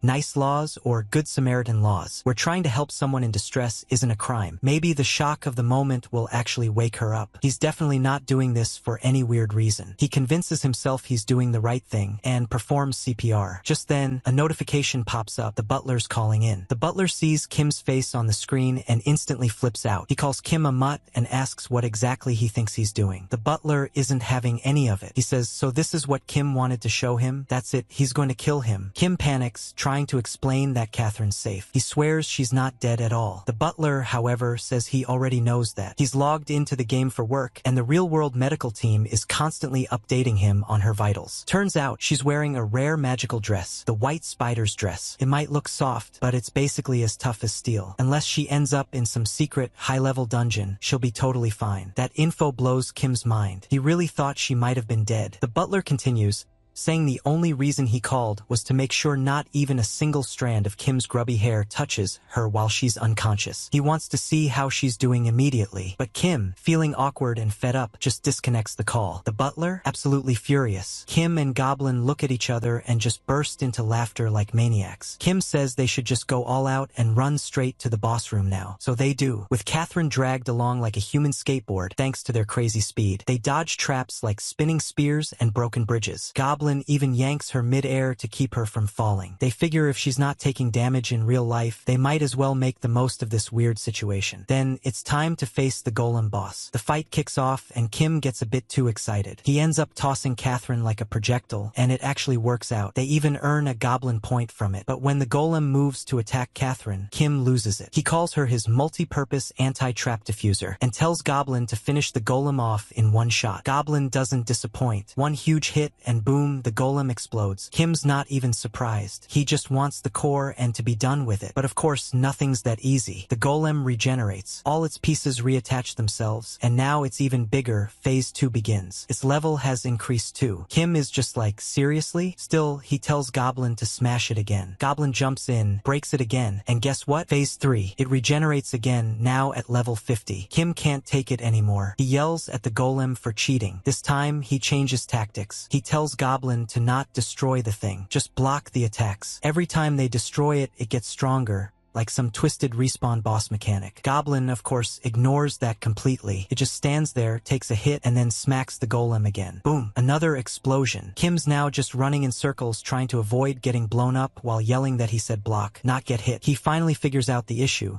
Unless the core is destroyed, the golem will keep coming back. just like how the Aviton Guild dealt with that steel giant. But the problem is, Kim doesn't know where this golem's weak point is. Unlike those guys, he doesn't have the intel. He thinks maybe he could just destroy everything, but then what? A level 200 golem? One that's even stronger than Goblin? Nope, that'd be bad. Meanwhile, Catherine has regained a little awareness. She's just sitting up, dazed, watching all this chaos. And just as the golem raises a giant fist to crush her again, she sees it, the same way the Geiger monster attacked her in the past. That moment triggers something. A shock runs through her, and she starts screaming. As Catherine screams, all the explosions around get even more intense. Even Kim and the goblins start panicking. But Kim tries to calm himself down, thinking she should be okay. Her armor should be able to take this kind of damage. Then again, the monster keeps punching nonstop. Kim starts to get worried. Maybe this is too much, even for her gear. Suddenly, Catherine appears behind Kim, totally confused and yelling, "What the hell is going on here?" Kim is shocked. She's awake, but Catherine's more focused on where she is and who the heck Kim is. Turns out, she used her magician skill, escape, and bailed herself out. Kim is impressed. Of course someone like her would have an emergency escape spell, but she still wants answers and is pissed because she almost died. Kim can't believe she actually woke up. A part of him worries she might remember everything that happened while she was out cold. But he also thinks, whatever, she's fine. She should be thanking me, not yelling. He proudly tells her that after she passed out, he got permission from the chairman himself to take care of her with all his heart and soul. Catherine isn't buying it. She's furious and demands a proper explanation. Kim starts giving a half-hearted one, saying something about how she passed out in a hidden dungeon and he was the only one around. Then Catherine flips again, yelling that he didn't even warn her about the monster's punch. She assumes Kim bailed and left her behind. Now she's really scared, not just of the game but of real life. She's terrified that her dad might find out she used Heaven's Door and that he'll kill her. In real life, she's screaming too. The butler sees her vitals spike and panics. The doctors confirm she's awake, but something is clearly wrong in the game. The butler instantly blames Kim and starts imagining all the worst-case scenarios. He wonders, what did that bastard do to her? The medical team debates whether to force a logout, but one of them says it's too dangerous, especially with her mind just regaining consciousness. Also, logouts are disabled during dungeon raids, so the butler decides he'll jump in himself to confirm what's going on. Back in the dungeon, the ruined golem uses rock missile, basically explosive fist missiles, toward Catherine, who's still running around terrified. Kim yells at her, saying she can't outrun that thing at her speed. Goblin saves her mid-run by smashing the missiles, but she keeps panicking, screaming, "I'm scared," over and over. Kim realizes this won't work. She's a liability like this, so he tells Goblin to knock her out. But just then, Catherine starts crying and begging for help. She says, "I don't know how you're connected to my dad's company, but I'll pay you more. Just help me." Kim's confused, but reassures her that they'll get out of here safely. Catherine interrupts, that's not what she meant. She doesn't just want to escape the dungeon. She wants to escape everything. Her dad, her mom, the Sam Young group, all of it. She's done. She's desperate. She says she doesn't want to get hit anymore and screams in raw fear. Kim is left stunned as he watches her break down. Then a notification pops up. It's the butler calling again, raging, saying, "That's enough. Show me Miss Catherine, or I'm coming in myself." Kim tells the goblin to quit dancing and stall the golem for a sec. He picks up the call and sarcastically says, "What do you think I'm doing? Eating her? Chill. You doubting me like this is making my job hard." He even forces a smile on Catherine's face using his fingers and says, "See? She's smiling. Doesn't that put you at ease? I'm not kidnapping her. I'm helping her recover," all while making a goblin face. The butler watches this and thinks something feels off. Catherine doesn't even look conscious. So was her earlier screaming just part of a seizure? He starts thinking, maybe this was all just a huge misunderstanding. She's clearly not doing great, so the butler tells the others that if Kim is still in the dungeon, he should get out now. He also says this whole arrangement is over. They're pulling her out. But Kim isn't ready to accept that. He says they can't just drop everything at such a crucial moment. Before he can say anything more, the call cuts off. Kim's annoyed. He's not about to let the butler call the shots and end things just like that. But before he can do anything else, Catherine suddenly grabs him by the collar and starts yelling. Trying to stay calm, Kim reminds her that she better keep her word about the money. But she just throws it back in his face, saying that was all a lie. That hits Kim hard. This is not the turn he expected. He tries to reason with her, saying she must have misunderstood. So, he tells her to listen carefully. He really needs that money. And if she doesn't pay up, he's just going to tell her people that she woke up and collect a fat reward from the Sam Young group. But Catherine, crying now, says she'll figure something out. If she has to sell all her gear, she will. She just begs him to keep all of this a secret. Everything she's wearing, she says, is top-tier stuff. He can have it. Kim isn't sure if she's messing with him. He wonders out loud what that gear could even be worth. Maybe 100? Catherine says it should be around 100 million. Hearing that number, Kim shifts immediately. He gets serious, tells the goblin it's time to work. Meanwhile, the goblin has been pounding the golem non-stop, pushing itself to its 5th enhancement stage. It's now level 170 and even has 4 arms. Kim gets annoyed, saying that the goblin was only supposed to stall the golem, not beef it up into a death machine. He calls the goblin a complete bastard and starts sprinting. If that thing lands a punch, it's over. Just then, a magic blast, Icicle Blast, freezes the golem solid. Kim is confused at first, wondering if the fight's already over. But no, it's just a status effect. The freeze won't last long, especially against something that high level. Catherine's the one who cast the spell. She snaps at Kim, asking why he's just standing around. Does he seriously want to fight a level 170 monster? They all need to get the hell out of there before it breaks free. So Kim, Catherine, and the goblin bolt. They spot a door ahead and pray it's the exit. But just as they're running, Catherine suddenly jerks back. Her leash tightens, and she's stuck. Kim and the goblin keep running for a second before realizing what happened. Catherine's being pulled back toward the golem, screaming for help. Kim turns around and sees it. Feels all too familiar. Just like last time, he's running while she's in danger. But he doesn't want to repeat that. Last time, he ran because he was weak. Now, he thinks he should save her. After all, if she couldn't survive a level 80 monster, how could she survive a level 170? Still, Kim keeps running. He tries to rationalize it. She probably has doctors who can patch her up again. But he doesn't. Catherine, meanwhile, breaks down. She screams louder and louder, but deep down, she knows he won't come back.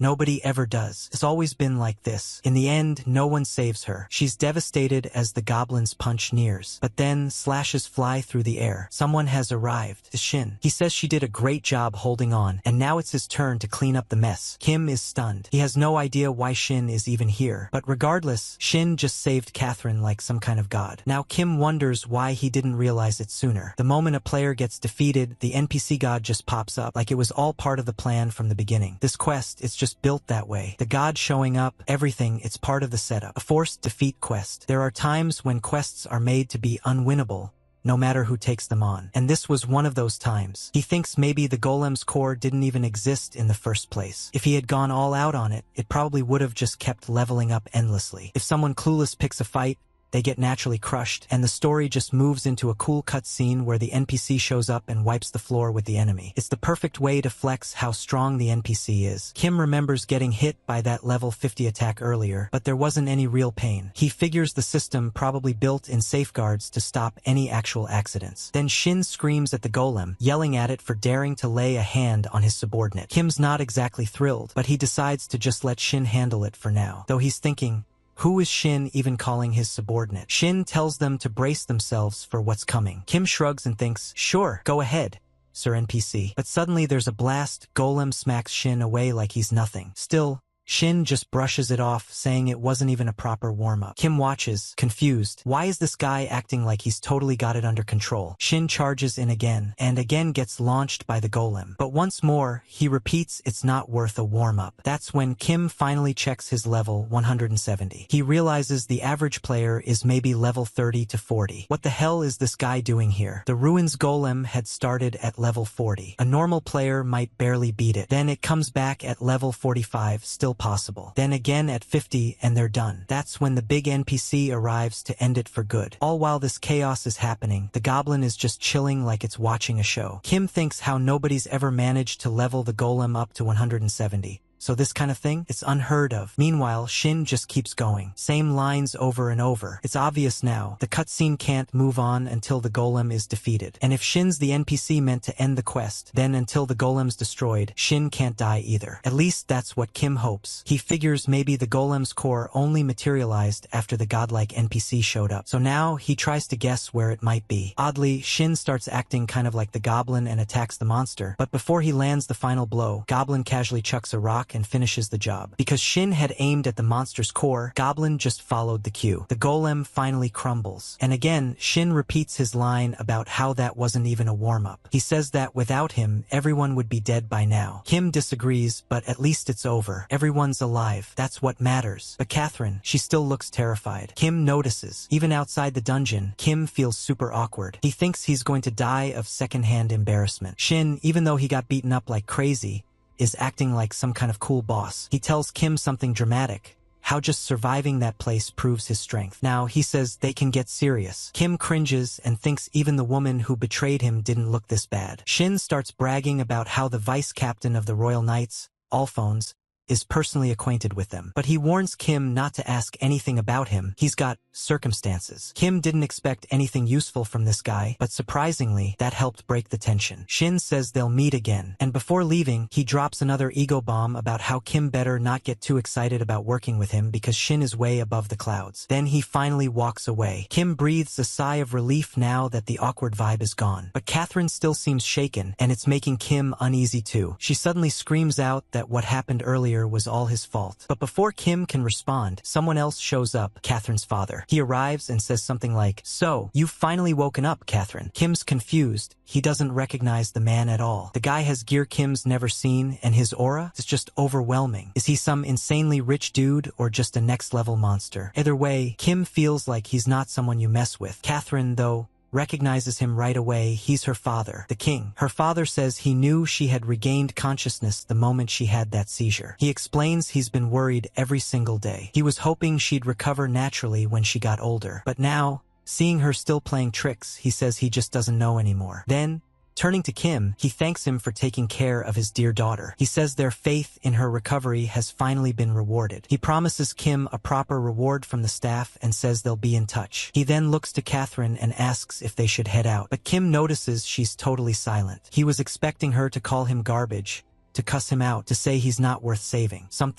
Anything, but she just looks like she's dying inside. He doesn't get it. Why isn't she saying something? He wants her to say it again, to ask for help, to want to be saved. Kim realizes it's his fault. He ran away. He betrayed her trust. So maybe it makes sense that she wouldn't ask him again. But still, maybe this time, just maybe, he could save her for real. So Kim calls out to the king, yelling for him to wait. He says that he knows who that guy really is, President Han Ki-moon of Samyang Group. He's supposed to be kind, noble, a real role model. Kim turns to Catherine and asks her if that's true, if he really is that great guy people talk about. But then, why does her face look like she's about to break down when someone like that is standing in front of her? Kim says he can't let her go like this. He tries to pull her with him and asks why she's hesitating. But when he reaches out, he realizes she's not moving toward him. So then, how is he supposed to save her? What right does he even have? He breaks promises like it's nothing. He's a coward, maybe the worst there is. He doesn't even believe he deserves to be saved himself. So why did he think he could be anyone's hero? Maybe he was always meant to be with goblins. Nearby, a few people notice the king and start whispering. They talk about the Night King, part of the trio who cleared the Duke's Grand Archive. Everyone turns and gasps. They all realize it's Han Ki-moon, president of Samyang Group. The real deal. Everyone around is losing it trying to get a screenshot with Han Ki-moon. They're buzzing about the stunning woman beside him too. When someone asks about her, the father just brushes it off, saying she's someone he happened to party with. He even turns to Catherine and coldly tells her to burn this moment into her memory. The way people look at him versus how they'd look at her if they ever found out she's his daughter. He warns her of the outrage and backlash it would cause. Crowds start rushing in from all directions, yelling out, "President of Samyang Group." Some people even push Kim aside, telling him to move, he's blocking their view. They're frantic not to miss their chance to meet the Night King himself. They even threaten that Kim will pay for standing in their way. Kim watches all this and thinks, yeah, she's definitely the Samyang Group's precious daughter. But then again, he thinks no matter how bad her life is, it can't possibly be worse than his own. Maybe he shouldn't feel guilty. He got paid. This is the end. Right then, Sangrul shows up out of nowhere, casually asking if some big shot has arrived. Kim is frustrated, wondering how this guy manages to show up literally everywhere. He assumes assumes Sangrul was trapped somewhere like this too, but Sangrul says it's not a sewer, it's a receiver. Turns out, after being arrested by guards, he escaped and has been hiding here ever since. According to him, the view is great, though Kim definitely gets what kind of views he's referring to. Kim immediately calls him a criminal pervert, but Sangrul changes the subject. He starts talking about the woman with Han Kamoon. He says she looked seriously injured compared to the president. Kim tries to act clueless, saying maybe she got hurt fighting monsters and that Sangrul shouldn't be so nosy. To justify things, Kim explains that in Heaven's Door, pain is just a signal to the brain. There are no real injuries, no bruises. But Sangrul doesn't buy it. He tells Kim that from where he was watching, his so-called hidden view, he saw real physical bruises on her body. That stops Kim in his tracks. Suddenly furious, Kim yells out at King Kamoon, asking him to wait and demanding answers. He calls him a piece of trash and accuses him of kidnapping someone in broad daylight in front of a crowd. Kim demands to know if the man has no shame, but Han Kamoon just puts on a fake smile and tells Kim to stop making baseless accusations that might cause misunderstandings. Of course, Goblin Dude, always the instigator, starts mocking Han Kamoon's tone in his weird goblin way, stirring things up even more. Then Kim drops a bomb. He declares in front of everyone that Catherine is his girlfriend. That's enough to leave the entire crowd stunned. Even Catherine herself looks like she's been hit by lightning. Kim keeps going, saying that they've even done things together that most couples don't dare to try. Catherine is completely speechless. People in the crowd start whispering. They wonder if it's true. If it is, this could become a massive scandal. Still, some are skeptical. There's no proof, and big companies deal with fake rumors all the time. Plus, Han Kamoon doesn't even flinch. Then the king coolly replies, saying that Kim must be mistaken. He brushes it off and says he's in a hurry, clearly trying to leave the scene. But before he can, a new figure shows up. Another butler. Except it's Sangrul again, now introducing himself dramatically as Patrick Sangrul, elite butler of the Samyang group. He says he rushed over after hearing that Miss Catherine, one of the group's heir candidates, has awakened. He even takes Catherine's hand and proclaims her the future of Samyang. Catherine is overwhelmed. She looks totally lost, unsure what's even happening. Everyone else is in shock too. Just a minute ago, the president was saying she was just a temporary party member. So now they're wondering what the real story is. They all start pressing Han Kamoon, asking him to clarify. Was she just a party member, or is she really his daughter? It looks like the king is cornered. Kim leans in and tells the president that maybe now would be a good time to just admit she's his daughter. He even suggests a safe PR spin. Say he failed to raise her properly and will guide her better from now on. Kim adds that while it may stir up some chaos, it's still a manageable scandal. Then he offers the alternative. If Han Kamoon confesses, Kim will back off and claim he was confused or mistaken about the relationship. But Kim also warns him, if he doesn't come clean, then he's going to go public with everything, including the way he's mistreated his own daughter. At this, Han Kamoon snaps. He yells out, asking what weight a mutt like Kim carries and how he dares to pull such a stunt. He starts screaming so loud that everyone, including Kim, Catherine, and even Sangrul, has to cover their ears. Kim is stunned by how absurdly loud the old man's voice is, and even wonders if it's some kind of skill. Then Han Kamoon accuses all three of them, Kim, Catherine, and Sangrul, of conspiring to blackmail him. He calls them cons and declares he'll never waver because he is Samyang Group. Then he says something no one expected. He's going to execute all three of them. And just like that, he activates PK mode, ready to take them all out as proof that he has no ties to any of them. Just as the king is about to launch his attack, the goblin appears out of nowhere and smacks him away. Perfect timing. Kim nods, thinking the goblin did a great job, but he also panics. If people figure out the goblin is on his side, they're both screwed. So without wasting time, he uses his goblin throwing skill and literally tosses the goblin far from the scene. Before the dust can settle and people start asking questions, Kim casually shrugs and says he has no idea what just happened. That crazy goblin just charged at him for no reason. He wonders aloud if the creature had completely lost it. Everyone's dumbfounded. The King of Knights just got knocked out in one hit and flown across the area like a ragdoll. It's almost too insane to believe. Kim turns to Catherine and tells her to pull herself together. They need to leave now. But instead of listening, she starts yelling like she's about to explode, asking who the hell Kim thinks he is,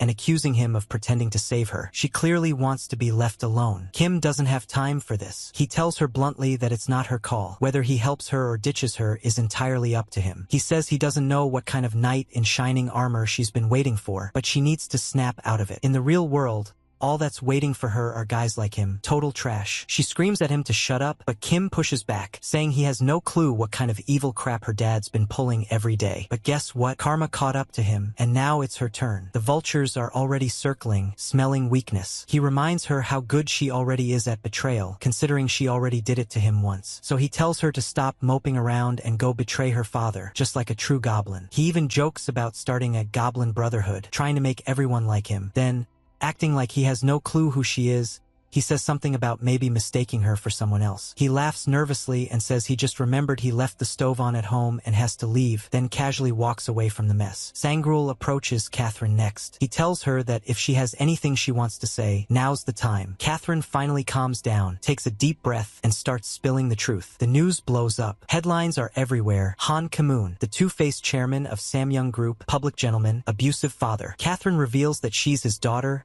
and shares the story of the abuse she's suffered since childhood. At first, some people doubt her, thinking she might be faking her identity, but she quickly proves everything on her socials. The doubts disappear, and the public outrage spreads like wildfire. Samyang Group's image tanks. Their stock price crashes. Chairman Han suddenly announces he's sick, but anyone can tell he's just faking it. Kim, watching all of this unfold on the news, figures this counts as a happy ending. Mostly. Still, he can't sleep. He's paranoid that Han Ki-moon might send someone to kill him in his sleep. Sangrul tries to reassure him, pointing out that their fight video is all over the internet. If anything happened to Kim right now, the first person everyone would suspect is Han Ki-moon. Kim jokes that it could just as easily be Sangrul, but Sangrul insists it would be the chairman, not him. Even with this logic, Kim still feels uneasy. He mutters to himself that he really shouldn't have messed with a megacorp like that, especially not without getting paid. But Sangrul tells him that what he did was worth more than money. He made a real difference. Kim just rolls his eyes and says he'd rather trust a booger than trust Sangrul. Then, he remembers something weird. When did Sangrul even get that butler uniform? He definitely told him to get one, but where from? Sangrul casually admits he just stole it. And right on cue, a guard shows up and drags him away. Looks like this guy really is beyond saving. But before Kim can even catch his breath, a new notification pops up on the system. It's from the Samyang Group's lackey. However, he doesn't like being referred to that way. He says he just wanted to thank Kim for helping her regain consciousness. He also mentions that he had no idea she was going through something like that, even after serving her for years. Kim, on the other hand, wonders if there's any kind of material reward for him. I mean, he did something amazing, and yet the chairman's being super stingy. It's wild that he got fired without a single cent just because of some misunderstanding. The butler apologizes, saying he's not part of the Samyang Group anymore. He couldn't stay in a company like that after what happened, so yeah, he's unemployed now. But Kim's more worried about Catherine. If even this butler is quitting, how is she supposed to feel safe? He says he can barely sleep these days, so how's she supposed to? The butler agrees. Just like Kim said, Miss and everyone who cares about her are really worried. There's always a risk. She's the poor daughter who supposedly shamed her father, so she could be a target. That's why he says he brought her over and started streaming. The butler spent the last of his money setting up a studio for her. Now the whole world is watching her, and he figures this fame might be the best way to keep her safe. She's already gaining subscribers and getting fan gifts. Honestly, I wouldn't mind subscribing too. She even dances for her viewers. With this setup, no one can mess with her while she's streaming. And if she ever doesn't go live one day, people will know something's wrong. She doesn't seem super into it, but she's clearly trying. Still, when Kim checks out her stream, he seriously questions that lack of enthusiasm, because what the hell? She's really good at this, like suspiciously good. It's like she was made for this stuff. The butler admits it's a bit late, but he wants Miss to finally live the life she missed out on. And it's all thanks to Kim, so he says thank you again. But Kim tells him to stop being so weird about it, and if he's really grateful, to just send him some money. The butler says it's already in his mailbox, though not actual money. He says Kim will like it anyway. Miss prepared it herself. Then he hangs up, saying, "See you." Kim, mid-sentence, is like, "I didn't want that. I want money." But the butler hangs up first. He knows how to make an exit. Meanwhile, Catherine is having the time of her life on stream. She's thanking 3,000 balloons from her boyfriend and another 1,000 from someone named Catherine Lover. She even asks the chat if there's any dance they want her to do. After hearing that, the butler starts wondering if maybe things aren't as perfect as they seem. Then Catherine busts out the bike dance, and he has this thought. Maybe Miss wasn't meant to inherit a megacorp. Maybe she was was meant to become a mega streamer. Later, at the NPC mailkeeper, Kim shows up to check his mail. He says it's probably something crazy valuable, like armor made of solid gold, so he asks her to be careful with it. The receptionist says of course, she's been keeping it safe for him. Then she opens the box and gives him the item. But the item turns out to be cursed. Just touching it causes a strange mental reaction. The receptionist herself starts acting unhinged after touching it. She begins yelling at Kim, accusing him of acting entitled and questioning who he thinks he is to order her around. Kim brushes it off, thinking to himself that of course he's entitled to the item. It's his mail. He examines the object and finds out that it's a rare, cursed bloodworm whip. It's a summoner's weapon, made from bloodworm leather. Extremely rare, but also extremely dangerous. If used without removing the curse, the user receives a random status effect, and the summon minion goes into a rampage. Kim wonders what kind of messed up curse this even is. He starts to worry that using it might make him act like the crazed receptionist. At this point, he's starting to feel like Catherine screwed him over one last time. Later on, he goes to Shun to pick up his next quest. Shun tells him that the task is to wipe out a goblin village. Kim just stares at him and, without saying much, summons his goblin using the rally skill. He gives Shun a look that basically says, "Seriously?" He can't believe this is the kind of quest he's being given. Shun repeats the task, casually mentioning that it's a simple extermination mission involving some evil goblins who've been bothering the locals. He reassures Kim that they're easy monsters and says there's no need for him to help. The Kim finishes it quickly. There's still tons of other work lined up. Kim looks down at his goblin and sighs. He mutters to himself that this was inevitable. You just can't avoid fighting goblins in games. He tries to psych up his goblin and asks if he's ready to do this. The goblin responds with a strange look, and Kim suddenly gets the feeling that the goblin might have just snorted at him. Elsewhere, a merchant riding a carriage is confused, wondering where the hell his horse disappeared to. Back with Kim, he's trying his best to talk to his goblin, who is acting up and clearly not on board. Kim tries to explain that he didn't have a choice earlier and had to throw him. It wasn't like he could just let everyone know they were on the same side. But the goblin is still upset and refuses to respond. Frustrated, Kim yells that the goblin never listens and always causes trouble. He tells him to go to hell, that he hates him, and that someone like him is a complete pain to deal with. Then, mid-rant, Kim suddenly remembers something someone once told him. One-sided relationships are fragile. And now it finally clicks. He realizes what that person meant. Even so, he says he's had enough. At that moment, another goblin appears, laughing like a maniac. Kim stares, completely lost, wondering what the hell is even going on anymore. Kim immediately tells the goblin to take care of the situation. But before anything can happen, an explosion rocks the area as something slams into the carriage. Meanwhile, the other goblin is still very much present, laughing like a maniac. Kim starts getting suspicious. What the hell is his goblin doing? Why is the enemy still alive? For a second, he even wonders if the two goblins have teamed up against him. That thought becomes more convincing when the rogue goblin jumps straight onto Kim's head and starts messing with his hair. Kim keeps yelling at his goblin to help out, to do something, anything, but right when the goblin is about to go full swing to take out the menace, Kim panics. He tells him not to do it, since he's definitely going to get caught up in the damage too. Suddenly,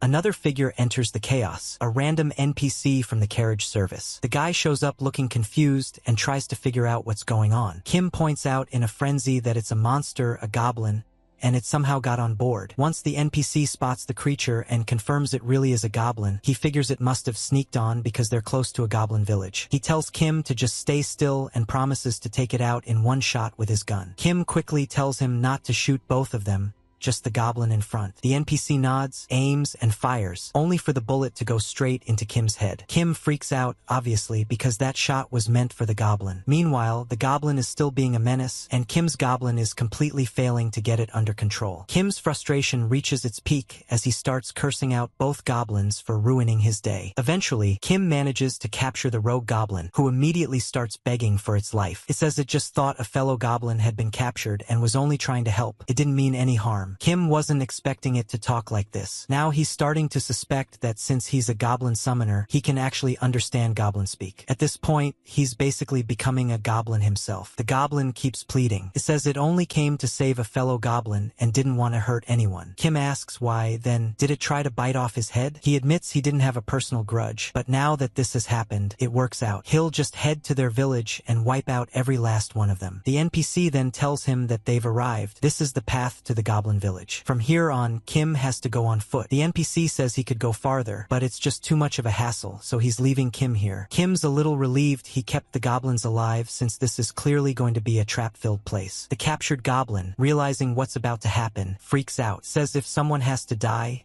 let it be him. The rest of the goblins didn't do anything wrong. It asks Kim if he wouldn't save a fellow human if he saw them in trouble. Kim, totally unimpressed, grabs the goblin by its ears with a scary look and tells him that no, he wouldn't. That answer makes the goblin even more terrified. It insists that they don't hate humans, that they're actually kind by nature. Then it flips the question. Wasn't Kim heading to their village to mess with them first? It's always the humans who pick fights, not the goblins. Now even Kim has to pause for a moment. He thinks about it and realizes he was just killing goblins because of the quest. He didn't even have a personal vendetta. He never saw them doing anything evil. He simply assumed they were bad because that's what games tell you.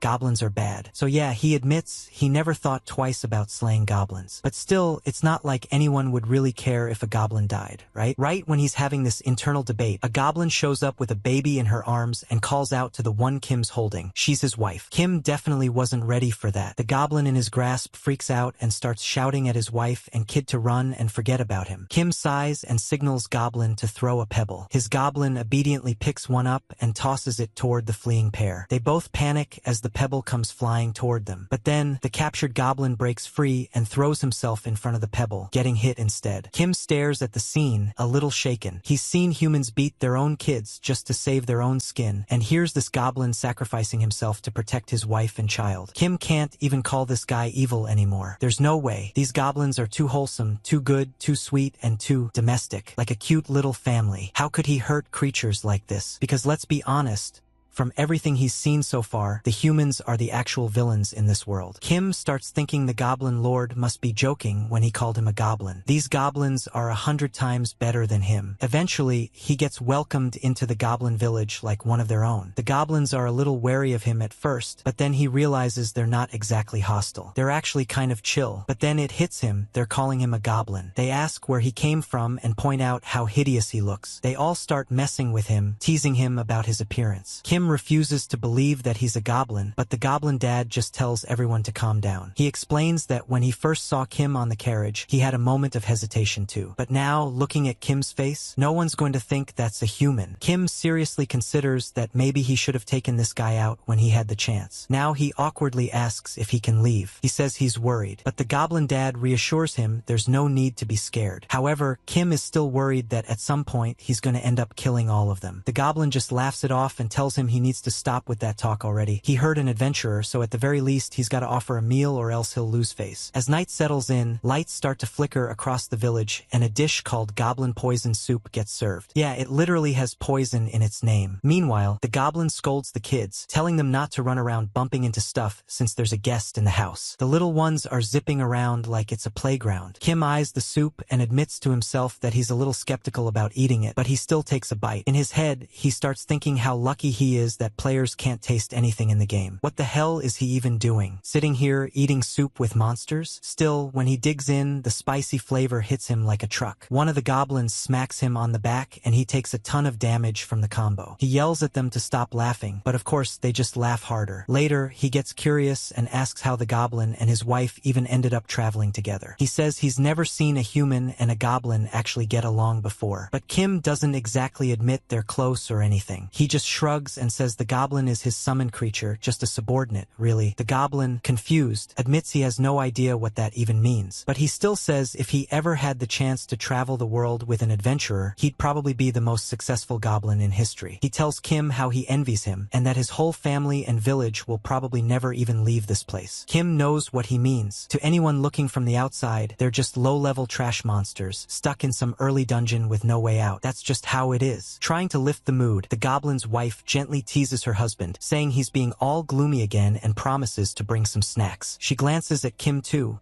wondering why even he looks like he's down. Kim gives her a small smile and admits that even though the goblin's a monster, he still has a sweet wife. He, on the other hand, is human and doesn't even have a wife or friends for that matter. He adds that he doesn't even have the guts or selflessness to throw himself in danger like the goblin had done earlier. He tells him straight up that he's just a pathetic guy who doesn't even trust his own kind. But someone like this goblin, someone who's better than him, definitely has what it takes to do things even Kim can't. And with that, he gives the goblin a thumbs up and tells him they're the same. That's when things take a turn. Out of nowhere, a goblin sneaks up behind Kim. While they've all been having these emotional heart-to-hearts, something or someone has launched an attack. Kim quickly remembers that evasion in the game depends on agility and wonders what the hell is going on. The goblins around him look panicked. For a moment, it even seems like maybe they were pretending to be friendly just to backstab him. Then he spots it, a cockroach. Turns out, the panic was probably just about the cockroach all along. But under the table, one of the goblin kids seems like he's about to attack Kim too. Just before he does, Kim's summoned goblin takes him out. Kim suddenly feels something near his leg and decides it's probably best to head back now. He tells himself he'd love to stay longer, but whatever's going on right now, it feels urgent. The goblin couple looks at each other, unsure what to do. In the end, they just tell Kim to be safe. As he walks away, tears form in his eyes. He mutters that these goblins really were good monsters. He also adds that someone should tell the kids he's sorry he didn't say goodbye. But just then, someone else shows up. And as soon as the stranger lays eyes on Kim, he says he's found one more goblin. Looks like, once again, everyone's mistaking Kim for a goblin. A fellow goblin starts crying for James, saying he always used to cook for him. Meanwhile, another player, confused by Kim's presence, wonders aloud whether Kim is a player too, and if so, what he's doing in a place like this. He suspects Kim might be farming goblins like everyone else and casually offers help. But Kim's expression changes. He's furious. He starts shouting about how dare someone lay a hand on his friends. Then he switches to PK mode and signals to the goblin to go ahead and fight. The goblin, however, tells another goblin to take the lead instead. Maybe because he senses something's off with these players, even if Kim still doesn't see it. When that other goblin makes a move, it gets kicked aside almost instantly. The goblin bro laughs it off, but Kim doesn't find it funny. He explodes in anger, yelling at the goblin that he told him not to attack. He accuses him of doing it on purpose. The other player, now even more confused, tries to make sense of it. He asks Kim why he's calling goblins his friends and challenging him out of nowhere. He wants to know if Kim holds some grudge or has a personal vendetta. Kim replies that the grudge is very real.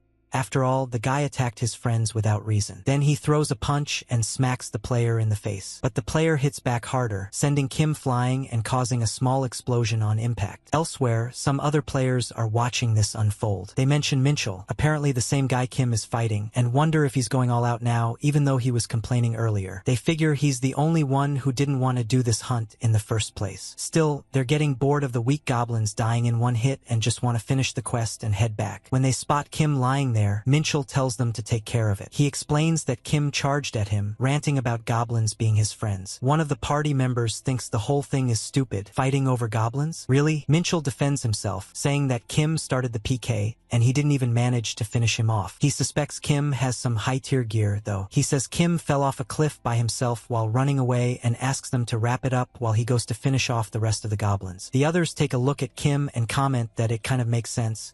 If he considers goblins his friends, maybe he really does need to be taken out to complete the quest. One of them suggests they just get rid of him now before he causes more problems. Meanwhile, Minchel pushes forward and starts killing goblins left and right. One goblin just watches and laughs. Minchel gets disgusted and calls him out for it. He says it's messed up to laugh while your own kind is being slaughtered. To him, goblins are nothing but selfish trash, which is why extermination quests even exist. But then, as he's about to finish off the goblin, a huge explosion goes off. His teammates get worried, not sure what's happening. Back near the cliff, Kim starts laughing like a maniac. He knows exactly what's going on. He taunts the others, telling them if they're bored, they should try fighting that goblin instead. The chaos they're witnessing, it's all thanks to his summoned goblin, who has now become a monster-level threat. He brags that his goblin will end up being the strongest boss this place has ever seen. As the others rush in to take it down, Goblin hits them with explode smash after explode smash, completely overwhelming them. One of the female players is in shock when her kick gets caught in the goblin's teeth. She tries to play it cool, saying she's just surprised, not scared. There's no way she could lose to a goblin, right? Kim just keeps laughing harder. He walks over to Minchel, trying to wake him up. He wants him to witness this humiliation. He wants him to understand that they are all about to become a joke. Once word gets out that they lost to a goblin, no one will ever let them live it down. Kim mutters something under his breath, wondering why it's always a given that goblins are supposed to be the ones who lose. But before he can finish his thought, the lady in the group snaps at at him to shut up. Still, Kim doesn't stop. He starts ranting about how humans are the real traitors, how they're the ones who backstab and lie. He accuses them of killing goblins and mounting their heads just to feel powerful. There's genuine rage in his voice, but also pride, because he says he's never done any of that. One of the other guys just tells her not to bother engaging with him. There's no point wasting energy when the goblin in front of them is clearly the real threat. Kim, though, is having another issue. His goblin isn't listening to him. He tries yelling at it, demanding it take everyone down, but the goblin doesn't even flinch. So, Kim figures maybe he needs to be polite. Maybe asking nicely will work. So, in a very dramatic move, he rushes forward, gets down on one knee, and bows deeply to the goblin. With all the theatrics of a desperate man, he pleads with it to save him this one time. He calls it King God Emperor Majesty Goat Goblin, promising that if the goblin doesn't fight now, he's going to die. The goblin pauses, looking at Kim, but doesn't respond right away. Kim, still bowing, is fully aware how humiliating it is to kneel before a goblin. But he reminds himself that dignity hasn't exactly done him any favors in life. Even as he tells himself he can't stand this, he keeps bowing. He then promises that he'll never boss the goblin around again, that he'll prepare the finest meals for him, even if he has to ration his own food. He admits he was wrong and begs for forgiveness. The girl watching this can't believe what she's seeing. Just a moment ago he was talking about goblins being his friends, and now he's practically worshipping one. She yells at Kim to get out of the way before she ends up hitting both him and the goblin together. But before she can make a move, the goblin launches a punch that sends her teammate flying with massive damage. She freezes, horrified,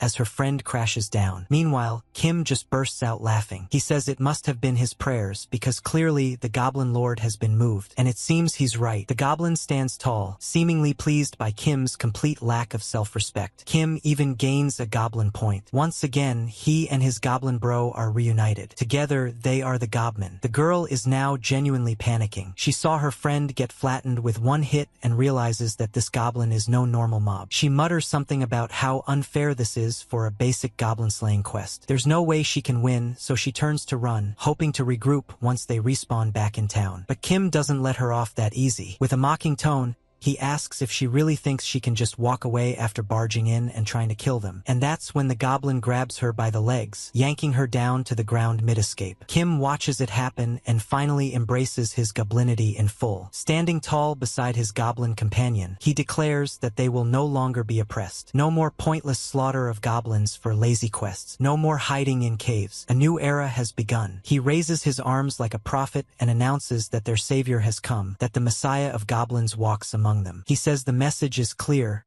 Humans are the traitors, they must all be eliminated. He calls for rebellion, and just like that, goblins begin pouring out from every corner, gathering behind the fallen girl. The revolution has begun. Perfect time to hype the video up. Let's just hope Kim doesn't take it too far, because if he does, someone might just unlock a Goblin Slayer class. At the Phoenix El Bazaar, people are chatting about goblins. Most think they're just useless little creatures, but then they notice something. A whole army of goblins is headed straight toward them. The same goblins they used to joke about are now charging in huge numbers, and leading them is a human. He's right in front, rallying the charge and yelling, "All right, my brave comrades, we're gonna topple this human city." But rewind to 3 hours earlier, when this all really began. Kim was standing in front of the lady and actually asked the goblin not to kill her, because in this world, dying sends players back to the shrine of revival in town, and he didn't want someone who murdered his kind to get off so easily. Her party members were already down, and since players faint in real life too when that happens, they couldn't even press the revive button. He figured she wouldn't want to end up like them. So, instead of killing her, Kim comes up with another plan. Since she's got a nice body, he figures he'll use her as a mount and ride her into the charge against the humans. He shouts to all the humans not to even think about logging out, reminding them that all their money and weapons are now in his hands. The lady hopes he'll return everything once this is all over, but Kim just tells her he's keeping her as a pet when the Goblin Age begins. Naturally, she's not thrilled about that. Meanwhile, the humans are freaking out. Word starts spreading that goblins are invading. Adventurers are quickly gathered, and someone runs to inform the Adventurers Guild. They can't believe it. Goblins are supposed to be fodder mobs, but the guy insists it's real, and begs them to trust him. Tons of goblins are on their way. Some adventurers think the city guards can handle it. Others assume it's some kind of event, so it actually sounds fun. But Manny's not interested. He's worried it'll mess up their plans for the next dungeon. One guy says they shouldn't be so cold about it. Their self-defense levels should be fine anyway. And then bam, a goblin bursts through the door. But before he can do anything, a gun is already pointed at his face, and he gets launched back out just as fast. Clearly, goblins are here for real. People are now fully alert. How did that guy react so fast? Does he have eyes on the back of his head or what? Everyone starts getting hyped. What seemed like a joke turns into chaos as more goblins crash through the windows. The battle kicks off hard. Adventurers start firing off magic attacks left and right. They claim it's all too easy. The Flame Knight, level 58 and Guild Master of Hellfire, wipes out a bunch of goblins with his fire magic. He's disappointed though. He was expecting more from a special event. Even 100 goblins aren't enough to keep things interesting for him. Then there's Gemini, his Vice Master, a level 52 professor. He uses his X-ray skill and corrects him. It's not just 100. He sees tens of thousands out there, maybe even more. Now the adventurers are getting slammed. The sheer number of goblins is overwhelming. They're getting swarmed hard. Another adventurer speaks up. He notices that the whole town is in serious danger. That's Horace Feeliver, a level 62 gunslinger and master of the Armstrong Guild. He says they can't just sit and watch and turns to his vice master, Charlotte Stone, an alchemist at level 52. But she does want to sit this one out. Horace, though, is all in. He's ready to fight. Then there's Irene. She remembers the one goblin she saw before, the cute one, and realizes these goblins aren't like that at all. So she decides to join the fight, heading in with Michelle. Michelle, of course, makes a dramatic entrance by bursting through the roof. However, Kim is laughing like a maniac, saying they're just giving the humans a taste of their own medicine. Since the humans wanted to destroy the goblin village, now they'll destroy the entire human settlement. The goblins are chasing everyone around. People are running, trying to save themselves and their belongings. They shout at the goblins to stay back. Among them is Gisivli, the magician at level 31. She notices that although the humans were initially panicking and running away, when they actually start fighting back, the goblins go down pretty easily. The only issue is the sheer number of them. Still, goblins are weak mobs. The humans can't believe it. How dare a bunch of filthy goblins even try something like this? They start launching fireballs, causing chaos everywhere. But then something changes. The humans begin to enjoy themselves. They've realized that most of these goblins are maybe level 20 at best. It's easy mowing them down. Kim, however, isn't happy about this sudden human counterattack. He yells at the Great Goblin Lord, complaining that their comrades' morale is dropping. He begs the Great Goblin Lord to show them his power. The woman Kim had been riding on thinks maybe she should just quit the game altogether. The Great Goblin Lord laughs when he hears Kim's desperate plea. He grabs a heavy club from a nearby goblin. Meanwhile, the humans are still celebrating, mowing goblins down like it's a party. But suddenly, one goblin starts walking toward them. They're confused. How is this one still standing? Then, with just a single swing, this goblin wipes out the entire group of humans. Kim starts laughing again, totally hyped up. He mocks the humans, calling them fools for underestimating goblins. The woman wonders if that thing is even a goblin at all. The rest of the goblins get fired up again. Now they really believe it's time to show the humans who the real kings are. Chaos erupts once more, but Kim tries to calm them down. He tells them the humans are already down and there's no need to keep attacking. He says they should move on to the others. However, the goblins aren't listening. They've gone completely wild. Even when Kim tries to stop them, telling them to chill out, they just keep laughing maniacally and continue the massacre. When he sees them dragging the woman away, Kim yells, asking where the hell they're taking her. He jumps off her and runs after the goblins. He grabs one and demands they let her go. But the goblin just laughs and bites Kim on the hand. Now Kim realizes these goblins are completely insane. Total lunatics. Maybe the Goblin Brotherhood wasn't such a great idea after all. No matter how decent they sometimes act, deep down, they're just evil creatures. Trusting them might have been the biggest mistake he's ever made. Suddenly, Shin arrives on the scene and, with a single devastating strike, takes out all the goblins, leaving none standing. Kim recognizes him immediately and realizes this is Shin. Meanwhile, Shin finds the situation strange and starts questioning why the goblins had come all the way to a place like this. He turns to Kim and asks if he knows anything about what's going on. Kim, trying to play innocent, pulls a goblin face and claims he has no idea. Shin, clearly not convinced, mutters mutters that this is turning into a pain. The adventurers are holding up for now, but they're heavily outnumbered. Even if the goblins deal only small amounts of damage, a battle like this can't drag on forever. The longer it lasts, the worse it's going to be. Shin makes up his mind to end it all in one clean move, but Kim quickly tells him to wait. He tries to explain that maybe the goblins were just pushed too far. He talks about how humans constantly receive quests to hunt goblins, creatures who, in many cases, have done nothing wrong. They're automatically labeled as evil monsters. Kim asks him to imagine how it must feel, being hunted by people they've never even met. Shin doesn't seem moved. He points out that goblins are evil, that they've always been that way. Kim pushes back harder. He argues that people only think goblins are evil because they've never actually talked to them. But Shin dismisses the idea of talking to goblins entirely. He says it would be a waste of time, that goblins are nothing more than greedy creatures with no purpose beyond destruction. Kim, frustrated and furious, starts yelling at Shin. He demands to know what Shin actually understands about goblins. He insists that goblins have families, raise children, and live more humanely than many humans he's met. But Shin remains firm.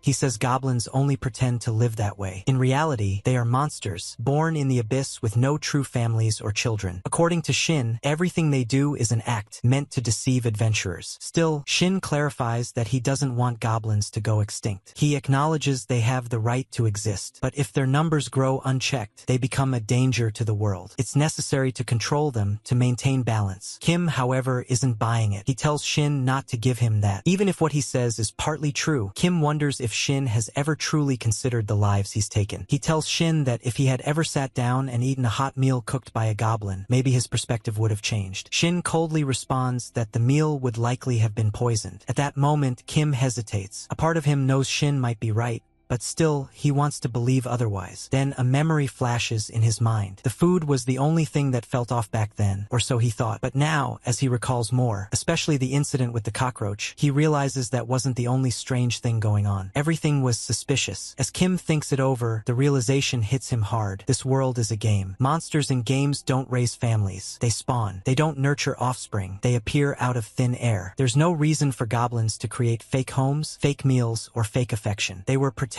all along. The weight of the truth crashes down on him, and now, instead of pity, Kim feels anger. He's been played, deceived, lied to by goblins who sold him a fantasy. Shin, noticing the shift in Kim's expression, hopes that now he finally understands the reality and will lend them his strength in battle. But instead of joining the fight, Kim turns and bolts in the opposite direction. Shin watches in confusion, wondering where he's running off to. Elsewhere, the lady, who has finally regained consciousness, starts to piece things together. She senses something bigger is going on, something beyond her. Maybe, she thinks, now would be the perfect time to slip away unnoticed. But before she can act, Kim leaps at her again, catching her completely off guard. He tells her there's a change of plans. Without wasting a second, he summons his own goblin companion and turns to address the chaotic battlefield. He calls out to the goblins in a commanding voice, urging them to stop. He declares that the Messiah has spoken, that the fighting must end, that this is enough. But nothing changes. The goblins continue their rampage, completely ignoring him. Their actions are wild and relentless, nothing like before. Kim is stunned. He can't understand why they're not listening. Earlier, they obeyed his every word. Now it's like they can't even hear him. He repeats his plea, louder this time, commanding them all to stop fighting. Before he can continue, however, an adventurer nearby notices him and shouts out, demanding to know what he's doing with a goblin. Kim panics. The timing couldn't be worse. He scrambles to come up with an excuse, insisting that it's all a misunderstanding, that he isn't actually allied with the goblin, that he's just... But in a flash, he grabs the goblin lord beside him and slams it to the ground with a dramatic suplex. He claims it was all part of a plan, that he was preparing a special move. The adventurer seems impressed, praising the execution of the suplex and admitting for a second he'd almost suspected Kim was the one responsible for this entire goblin mess. As the adventurer walks away, Kim watches him go, thinking how this guy, despite being a background extra, somehow nailed that exit perfectly. Once he's out of earshot, Kim breathes a long sigh of relief. That could have gone horribly wrong. But then, just as he relaxes, he senses a presence behind him. It's the goblin. The goblin is fuming. Kim knows immediately he's screwed. Still, he tries to calm things down. He quickly tells the goblin to wait, claiming that he didn't mean to suplex him. He says it wasn't even a suplex, reflex, just a stumble, a total accident. But the goblin isn't having it. Picks up a massive stone from nearby and prepares to strike. Thinking fast, Kim yanks the lady in front of him like a human shield. The stone hits her full force and she collapses. Kim winces and mutters that he'll never forget her sacrifice, calling her goblin number 2. But what really stuns him is the goblin's audacity. How could a low-level minion dare to attack its own summoner? Kim shakes his head, realizing this just won't do. Kim is furious now. He says the goblin needs a lesson, and without any hesitation, he launches the poor thing skyward. Irene watches all this unfold and squints up at the sky, wondering if that's a rock or no, it's the goblin flying back down. So yeah, it did look like a rock for a second. As the goblin slams into the ground, Irene suddenly recognizes him, droopy ears and all. It's the same goblin child from before. She's confused about what he's even doing here. Then something catches her eye, a red whip. That's when she gets really pissed. She can't believe what she's seeing. Kim is actually trying to use a bloodworm whip without even bothering to remove the curse. That thing gives random status effects to the user and makes the minion go berserk if the curse isn't lifted. She knows how bad this could get. Meanwhile, Kim is shouting about how it finally makes sense why Catherine gave him this whip. He figures it was meant exactly for this moment, to beat this goblin up. But before he can follow through, Irene starts marching toward them. At the same time, there's a massive explosion elsewhere. Cut to another adventurer who's grinning like a maniac while surrounded by fallen goblins. He's laughing it up,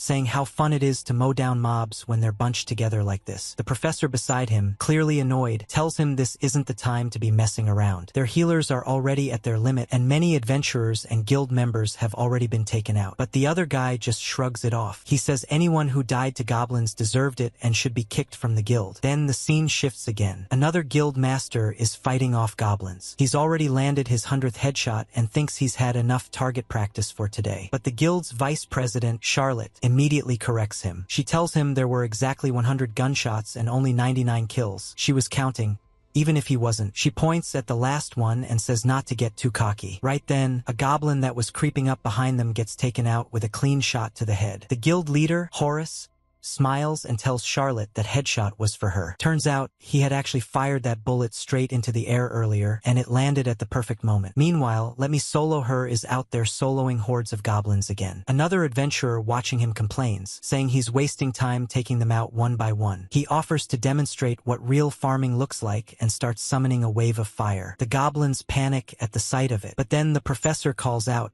he's noticed something strange among the goblins. Everyone starts paying closer attention. One goblin steps forward. It's the leader. There's something off about him. Before they can figure out what's up, a group of goblins launches themselves up through the fire. One of them triggers a meteor blaster, setting off a massive explosion. The adventurer lands back down and laughs loudly. He doesn't care what kind of creature it is, goblin, dragon, whatever. He says he'll just burn them all to ash. But as he stands there grinning, a leg steps out of the fire. He's not worried yet. Then comes the rest of it, an arm, a face, and he finally sees the goblin leader emerging completely. That's when the grin fades just a little, and he starts to wonder if maybe this is no ordinary goblin. He thinks this one looks absolutely unhinged. And honestly, starting to feel like this is the goblin lord, which makes Kim's situation even funnier. He's been messing around with some random goblin, totally convinced it was the lord. But if this one's the real deal, then yeah, Kim's in for a rude awakening. Also, if this adventurer loses to the Goblin Lord, is he going to kick himself out of the guild too? Interesting thought. As the whip touches the goblin, the result is brutal. It's utterly destroyed. Irene watches, shocked and furious, realizing she was just a few seconds too late. She turns to Kim and screams at him, asking how he could do something like that. There's no time to waste now, so she tells him to unsummon his minion immediately. But Kim isn't even conscious anymore. The status effect hits him hard, and he's out cold, completely unaware of the chaos unfolding in front of him. Meanwhile, the goblin, now cursed and crazed, starts laughing like a maniac. Irene knows what this means. With the crazed status, the goblin's power stats are through the roof. The trade-off is completely out of control. Still, she thinks she can manage. After all, it's just a goblin, right? But then she realizes this one's fast, like way faster than any normal goblin should be, and he's not weak. As the fight continues, she quickly figures out the real danger of the crazed status. The minion no longer recognizes its master, which means, yeah, even Kim is a target. The crazed goblin lunges at Kim, clearly intending to strike. Thankfully, Michelle jumps in just in time. She grabs Kim and hurls him away from danger. Then, using a summoner skill, she calls out a blue bird. The goblin immediately switches targets and jumps at the bird, losing interest in Kim. Seeing her chance, Irene tells Michelle to attack, but to go go easy. The idea is just to bring the goblin back to its senses. Michelle makes her move, but it backfires. The goblin retaliates hard, and Michelle takes serious damage. Irene is stunned. This goblin is way stronger than she anticipated. The goblin hits the ground and immediately spins around to go after Irene. She reacts fast, dodging backwards. Wasting no time, she casts a summoner skill, Summon Gigas. The earth elemental Gigas bursts from the ground in front of her. But the goblin just launches himself forward and punches it, punches a whole rock elemental, and completely shatters it into 1,000 tiny pieces. The blue bird and Irene back off quickly. She sees the damage pop up and finally accepts the truth. She wasn't imagining things. This thing is dangerously overpowered. If Kim doesn't get up and unsummon it, a lot of people are going to get seriously hurt. Looking to the blue bird who's now holding Kim in its claws, Irene tells it to get out of there, calls it Romeo, and it flies off, carrying Kim to safety. But the goblin is not done. Still raging, it begins tearing up the ground, yanking up stones and hurling them in every direction like a wild beast, not caring who or what it hits. Even the bluebird, Romeo, flying high above, is struggling to dodge the storm of stones being hurled from below. Irene urges him to fly faster, top speed, she says, and the bird doesn't hesitate. It speeds up dramatically, trying its best to escape. But the goblin below is going berserk. It tears into the ground, smashes boulders, and then starts slamming them with its club. The result? The stones become deadly projectiles. One of them nails Romeo midair. Kim and Irene, along with the bird, start plummeting from the sky. As Irene watches the chaos unfold and sees Kim falling too, she mutters under her breath that she had hoped he wouldn't be as boring as a regular man the next time they met. Then, without a second thought, she reaches out, grabs him, and positions herself below to cushion his fall. They crash to the ground together, and meanwhile, that goblin has gone completely off the rails. A red aura is now swirling around it, and its presence is so violent, it's like rage in physical form. Cut to a group of adventurers nearby, veterans who'd taken on the Goblin Lord before. One of them, the Flame Knight, lights up the field with a devastating skill, the Eternal Flame, meant to burn everything to ashes. But the professor warns the Guild Master, saying the goblin withstood a meteor blast like it was nothing. He points out that this one isn't like any enemies they've fought before. He says it's time to let him use his skill, but the Guild Master refuses, claiming that asking for help is the same as admitting defeat. He tells the professor to sit back and do what he always does, watch. The professor doesn't take that well.